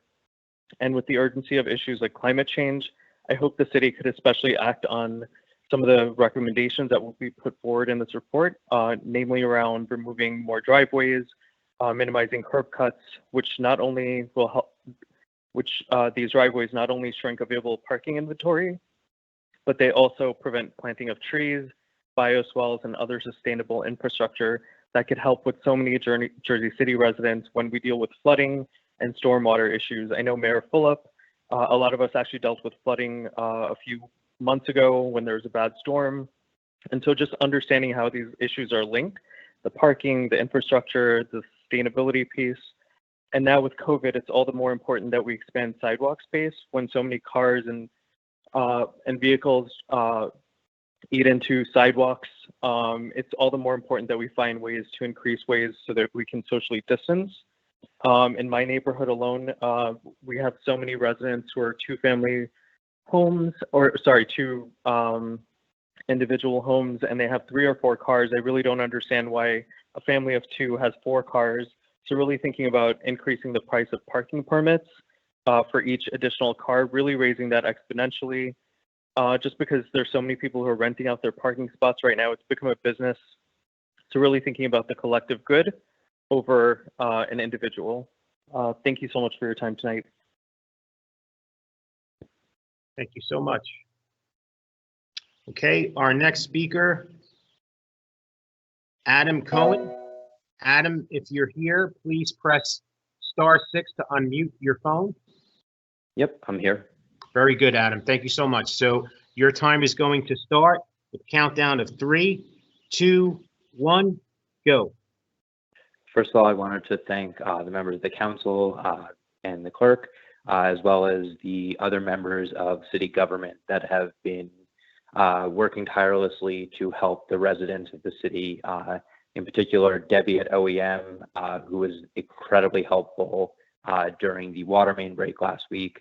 I actually wanted to echo what the prior person had said regarding the parking plan and kind of add to it.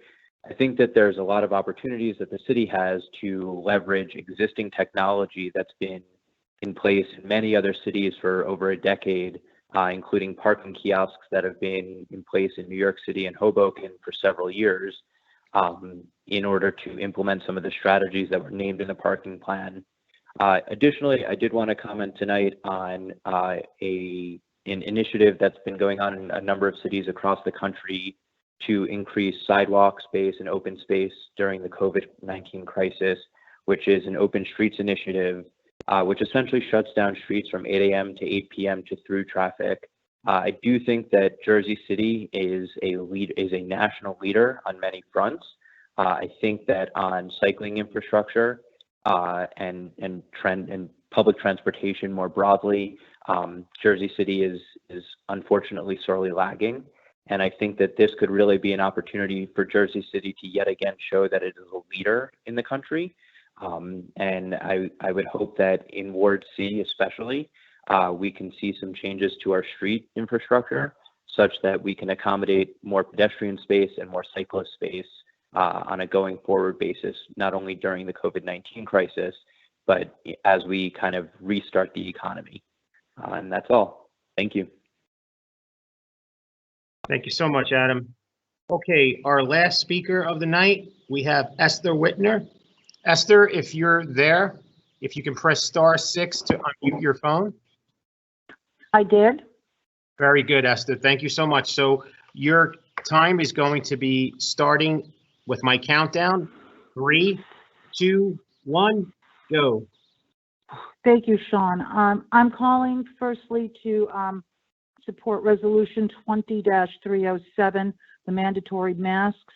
I think that's a good idea. I would also like to bring to your attention something else for consideration, something that they've done in the California Bay Area, which is to ban the masks that use valves. And the reason for that is the masks that use valves protects the wearer, because as they breathe in, the valve shuts and they're protected. However, when they breathe out, the valve opens and their breath escapes the mask. So while it protects the wearer, anybody who is in the surrounding area would have their breath and their microbes distributed in the air. So I ask that you consider possibly doing something about banning those types of masks. I also ask that, we have this problem with people throwing their gloves on the street. If that could be maybe considered or classified even in short term as some type of medical waste, with increased fines for doing so and adding receptacles, because I think part of the problem with the gloves on the street has to do with the removal of gloves and where do you put them. So if you come out of a store and you want to remove your gloves and you're trying to be careful about it, I think that adds to the problem. I mean, there are people that are going to throw their garbage on the street no matter what, but I think there are other people that just don't know how to remove their gloves safely. Along the same vein, I believe we have an ordinance that fines people for spitting. I recently went out and I saw twice people spitting on the street, one person leaning out of their car to spit on the street. I think this is a public health issue and those fines need to be increased, and a campaign to make people aware that spitting on the street is not acceptable. It's never acceptable, but it's particularly during a public health issue, public health crisis, which also leads me to talk about sanitation issues. I'd like to hear what the city is doing in terms of decontaminating and sanitizing public spaces. Are we purchasing defoggers, and are we going to sanitize public spaces such as bus stops and public areas and schools and things of that nature? I think this is a wise investment that needs to be made.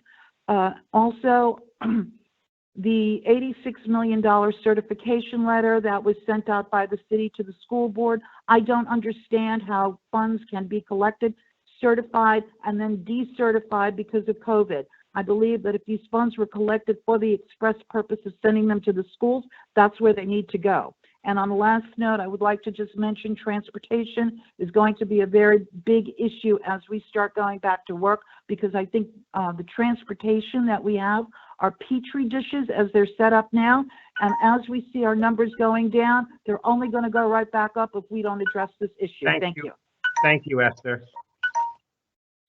Okay, so before we move on, I just want to make sure that any members of the public, if you were listed on the public speaking list and I called your name, if you're still here in the room, please acknowledge and unmute your phone by pressing *6. If I do not hear from you, or I don't hear from you in the live event QA, we're going to move on with the rest of our agenda.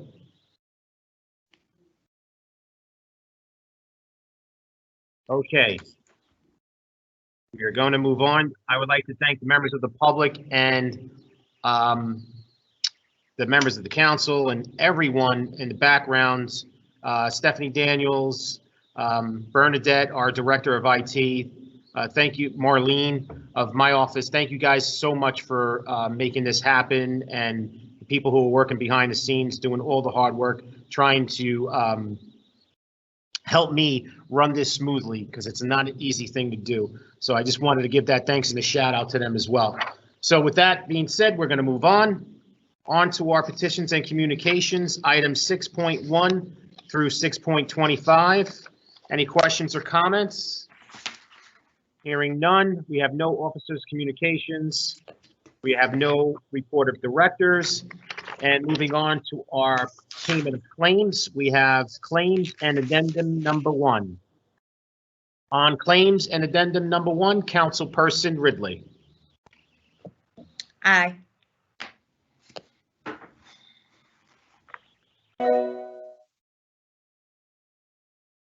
Councilperson Prince Airy. Aye. Councilperson Baggiano. Councilperson Baggiano, I think you're muted. Okay. There you Yes, go. aye. Thank you. Okay. Councilperson Chalet. Aye. Aye. Thank you. Councilperson Solomon. Aye.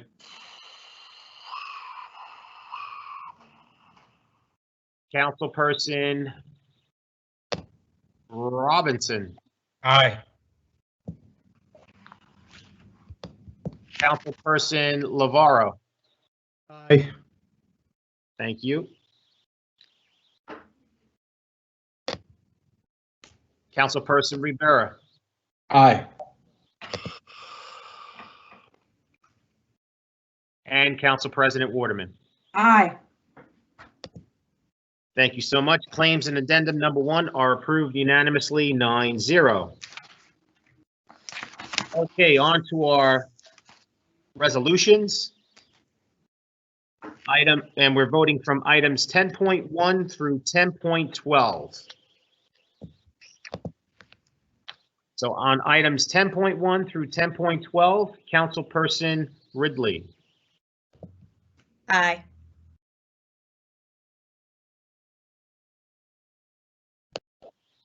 Councilperson Prince Airy. Aye. Councilperson Baggiano. Aye. Councilperson Saleh. Aye. Councilperson Solomon. I just wanted to thank Councilman Lavaro for putting forward Resolution 10.2. I think it's the right message to send. There are a few exemptions for kids under 2 and people with health issues, but there's really no cost to any of us wearing a face covering in public, and it helps even a little bit. So thank you for doing that. And with that, I vote aye. You.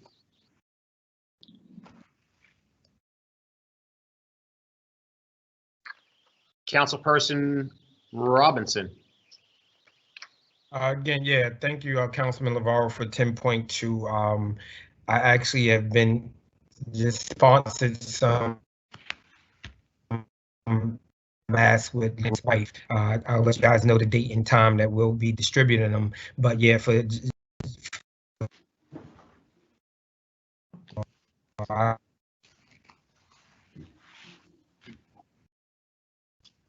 thank you, Council. Yeah, Councilman Robinson, I for some reason your audio went out a little bit. Did the council members, the rest of the council members hear all his comments? No. No. You know, if only he had 5G technology to power his computer. That's probably exactly what it is, right? So I said just thank you to Councilman Navarro for 10.2, and I sponsored some masks with Lieutenant Robert's wife, and we'll be giving them out shortly, and I'll just let you guys know exactly when and where. And I just voted aye for all. Thank you. All right. I'm still froze on my screen. I mean, you guys can hear me. Everyone's froze on my screen. You should see yourself. I was actually able to see you, so that's a good thing. Councilperson Navarro. I was going to make a joke about dial-up and technology or something like that for anyway. Thank you to the council for their support on 10.2.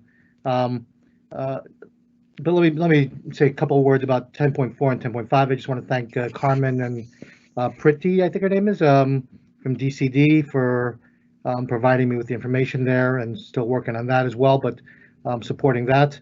Brian, I just wanted to ask you on 10.6, the Clean Communities Grant, not related to this, but similar mural type program.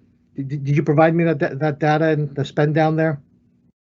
Yeah, it was included in the update email at the bottom. I included, in addition to updates on the council items, I included a list of some other updates from some previous meetings. Okay. I don't know if it answers all your questions, but if it doesn't, let me know. And then just on 10.2, thank you again to my colleagues. I just wanted to say that if you just bear with me for a second, you know, I wanted to share this petition with everyone, and I sent it to you via email, and I'll just put it up for the public, and it had close to 400 signatures to date. Let me see if I can share this.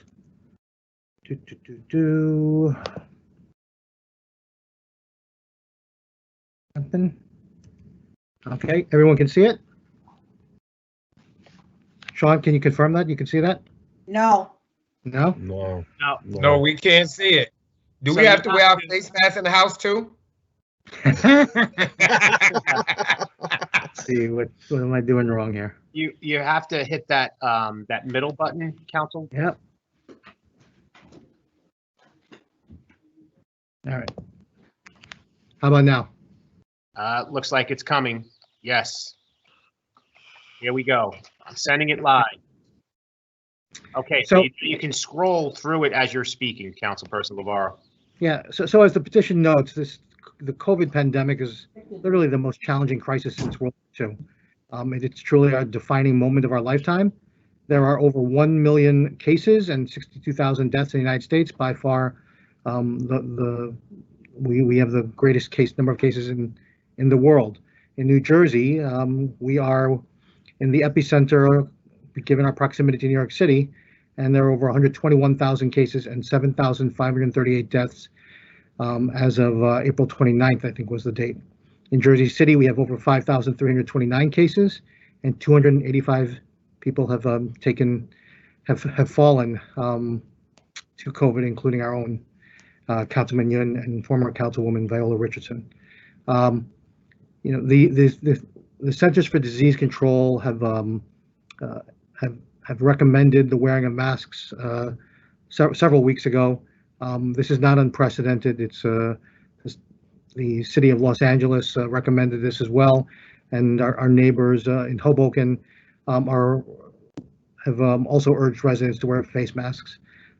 These precautionary measures, as we talk about a second wave and needing to flatten the curve as we anticipate a second wave as we reopen the economy, that I think we can't afford to really relax on the precautionary measures. Until we have a vaccine or a truly effective treatment, that we need to be able to maintain these measures, the social distancing, the washing of hands, and of course wearing a mask.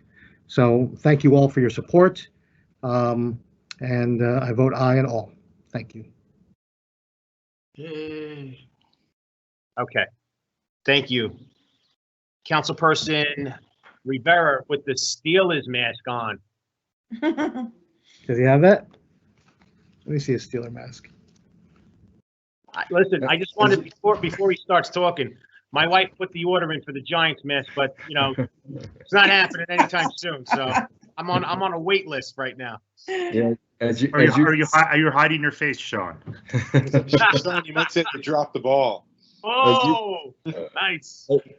As you can see, I really do support the ordinance. You know, Rolando, this is did a good job. I mean, it's my field of expertise, and anything that we can do to make things easier for people to realize that there's a problem out there.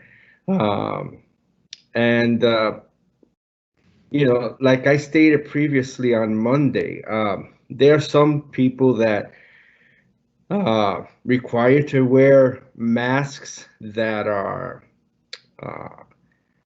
hospital issue masks, K95 issue masks, N95 issue masks, and that's important. But there are some, I just want the public to realize as well that there are some underlying issues, as well as people that can't breathe their own carbon dioxide in. There's illnesses like that. And I don't want the public to look at people the wrong way, because you just don't know, and you just don't know what people might have. There might be underlying issues where they can't wear masks, and they have to be out there because they have to survive. But with that said, I mean, Rolando, you knocked it out the park, and I really appreciate this one. And to my council colleague James Solomon, I hope we can get something like this for you. And the only two Steeler fans in the city council. With that, I vote aye. I'm smiling under my Yankee mask. I didn't see the Yankee one. Listen, council members, and all kidding aside, I mean, I will get that giant mask and I will wear it anyway. No, but all kidding aside, we do have a time limit on these meetings. Unfortunately, 10:16 is like the cutoff. We would have to start a new meeting. I'm not trying to rush you guys in any way, but we don't have much left. So if we can try to move as quickly as we humanly can. Okay. So Council President Waterman on items 10.1 through 10.12. I vote aye. Thank you so much. All right. Moving on to items 10.13 through 10.20. Councilperson Ridley. Sean, if I may, this is Peter from the Law Department. Yes. The Law Department is pulling item 10.17. Hey. Okay. And that will be, Pete. To be more precise, we are withdrawing that. Withdrawing. Okay. So with that being said, council members, on items 10.13 through 10.20, with the exception of 10.17, which has been withdrawn, Councilperson Ridley. Aye. Councilperson Prince Airy. Aye. Councilperson Baggiano. No on 10.13, the yes on the rest. Thank you. Councilperson Chalet. Aye. Councilperson Solomon. Aye. Councilperson Robinson. Aye. Councilperson Lavaro, I got you. I'm sorry. Councilperson Lavaro. No on 1013 and aye on all the rest. Thank you. Councilperson Rivera. Aye. And Council President Waterman. Aye. Okay, if I can just recap. Item 10.13 is approved 7-2 with council members Baggiano and Lavaro voting no. Items 10.14 through 10.16 are approved 9-0. 10.17 has been withdrawn. 10.18 through 10.20 are approved 9-0. Okay, to the balance of our meeting, which is items 10.21 through 10.30. Councilperson Ridley. Aye. Thank you. Councilperson Prince Airy. Aye. Councilperson Baggiano. Peter Baker, has 1025 been changed? Yes, that change was made. The contract amount Okay. was modified. Thank you. I vote aye. Thank you. Councilperson Chalet. Aye. Councilperson Solomon. A vote no on 1025, just in trying to get us to a place of having written policies to address those things, and then aye on all the rest. You, Councilperson Robinson. Aye for all. Councilperson Lavaro. I'm going to vote no on 1024. I've expressed my concerns about this project previously, so I won't go into that given our time limit. No on 1025 and aye on all the rest. Thank you. Councilperson Rivera. Aye on all. And Council President Waterman. Aye on all. Thank you. Items 10.21 through 10.23 are approved 9-0. Item 10.24 is approved 8-1 with Councilperson Lavaro voting no. Item 10.25 is approved 7-2 with council members Solomon and Lavaro voting no. Items 10.26 through 10.30 are approved 9-0. Council members, I believe there was a wish at the end of this meeting to do something a little special for all of our nurses. Yes, that's correct, Sean.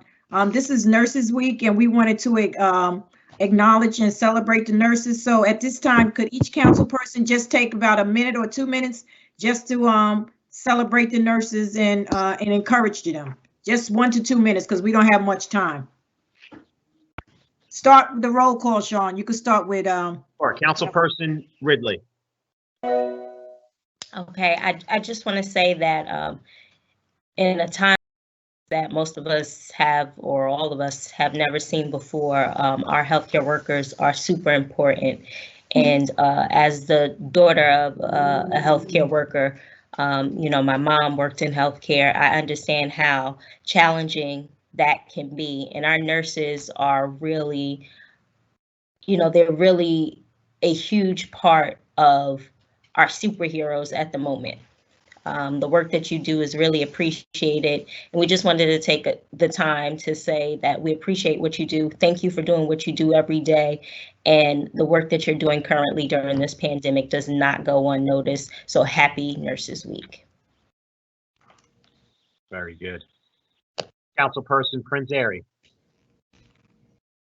I have an aunt who was a nurse in Stanford Hospital, and she was there in the front lines during the beginning of the AIDS epidemic.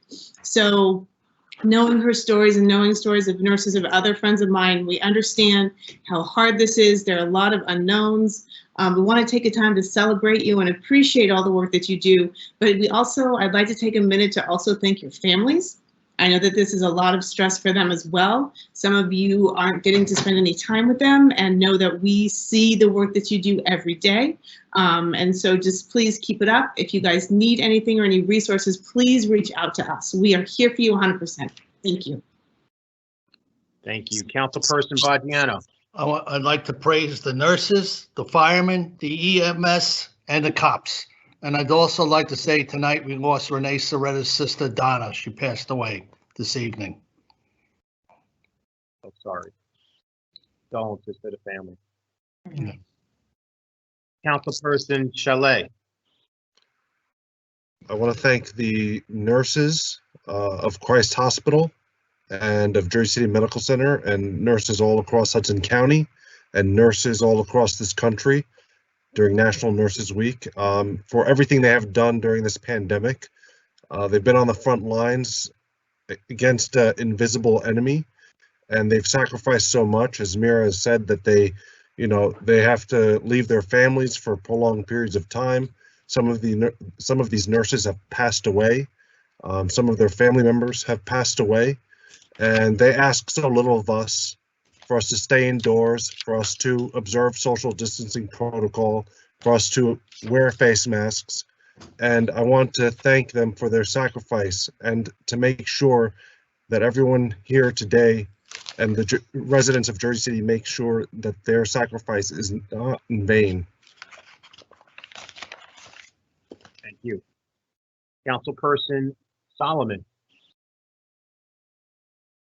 Thank you to all the nurses who are, taking on risks for yourselves and your families to take care of everybody in Jersey City and around the world. You remember when I had my, health treatments and issues, the nurses were the faces every day that got you through extraordinarily tough times, and their skill and grace is so needed and admirable. So thank you guys for everything that you're doing for us. Thank you. Councilperson Robinson. I just want to say thank you to all the nurses and to the family of all the nurses for everything you do for us here in the city, the country, and the world for that. And when the pandemic started, I didn't know how this thing would work out, and so I started doing 25% off to everyone that visited the Light Rail Cafe.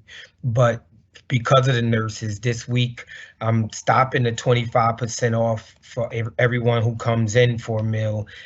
And I'm going to ask that everyone, pay regular price for their food, but I'm going to donate that same 25% to the nurses. I haven't picked or chose which way we're going to do it, but we're going to give 25% of the profit this week to the nurses from the Light Rail Cafe on behalf of all the employees at the Light Rail Cafe that's still working and, making it happen. I just want to say thank you. And, I'll be advertising, or I'll be telling everyone shortly that how we're going to spend this 25% to, show our gratitude to all the nurses. So thank you from my heart and the Light Rail Cafe's heart. Thank you. Councilperson. So I want to start by just saying thank you to the nurses when I was hospitalized at the Jersey City Medical Center. Thank you for your compassion and your care. I know I wouldn't have got through that without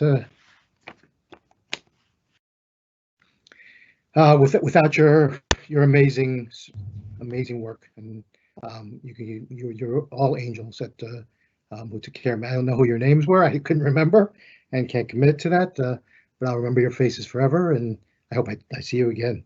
And I want to thank all the nurses, my sister-in-law who's a nurse, and all the nice nurses at Christ Hospital and Jersey City Medical Center who are holding it down on the front line and fighting this virus, and their families that have to take the risk as well when they come home to them. God bless you all. And ultimately, just want to say thank you to all the healthcare heroes for putting it on the line every day and fighting this war on the front lines. God bless you. And from me and my family, my wife Veronica and Gabby. God bless. Thank you. Okay. Councilperson Rivera. To all the nurses, nurse practitioners, to my daughter-in-law Jen, who's out there, you know, on the front line as an ICU nurse. You know, they're amazing. You know, we can't regulate, you know, our thanks to just a week because they do this every day. Every day of their lives, they walk into the belly of the beast, and they do it to protect us. And without sometimes even any regards, you know, about themselves. So thank you from the bottom of my heart. Continue to do an amazing job. And we love every single one of you. To the nurses in Jersey City and throughout the world, thank you. Thank you. And Council President Waterman. I want to take this opportunity to thank all of the nurses. I want to thank especially the nurses at Christ Hospital and Medical Center for being who they are. They are really an angel. I want to thank the Metropolitan Clinic nurses who I worked with in the past. I want to thank everyone for your sacrifice, your support, and your service that you give to so many. And I want to thank you for your dedication and commitment, for you give hope and healing to so many that are in need. So may God bless you and bless your family. Thank you for your service. That is totally awesome. They're true heroes. All the nurses out there. Thank you for all that you do. If you don't mind me giving a little congratulations to them. Go ahead, Sean. You know, they're amazing. They're on the front line. They're our true heroes. They're working through this and keeping us healthy and keeping us safe and treating us when we are sick. So big thank you, big kudos to all the nurses that that are out there, especially the ones in Jersey City and in the nation, all over the place. Big thanks to them. And, you know, I have Tamika Harmon in my office is like a nurse. She's studying to be a nurse. She's out there in the front lines. I have a couple of members of people in my gym who I go with. They're nurses too. They're true heroes. I'm not going to name names, but they are really awesome people. And just so we all also thank all the teachers, because this is also Teachers Week as well. And I'd like to thank the teachers as well, because teachers are still working hard from home and trying to keep those kids engaged with schoolwork. So kudos to those teachers. Teachers and nurses. And nurses. Teachers and nurses. Council President, clerk, I'm sorry. No, it's fine. No, my apologies. I made an error in the resolutions vote. I sincerely apologize. Can I change my vote on one of the resolutions? Sure. Let me just back up. Guys, I apologize to keep us an extra minute. It's all your fault, Councilman Solomon. Yes, So, what was the item number? 1013. 1013? Yeah, it just changed from yes to no. It doesn't change the vote. Okay, so item 1013, you're voting no, and then aye on all the rest, correct? Between 1013 through 1020, with the exception of 1017. Yes. Okay. Motion to adjourn. Hold on. Let me just recap that vote. So that vote now, item 1013 is approved 6-3, with council members Baggiano, Solomon, and Lavaro voting no. And I did hear a motion to adjourn at 1013 by Councilperson Rivera. May I have a second? Second. Second by Councilperson Airy. All in favor of the motion to adjourn by acclamation, please say aye. Aye. Okay, council members, we are out of here at 10:13 p.m. Thank you so much. Thank you, Ladies and Sean. gentlemen of the public, thank you so much for your cooperation and your patience during this time. And remember to adhere to all the safety precautions. Make sure you wear your mask and your gloves when you're out and about. Thank you so much, everyone. Have a great night. Thank you. Be well, be safe.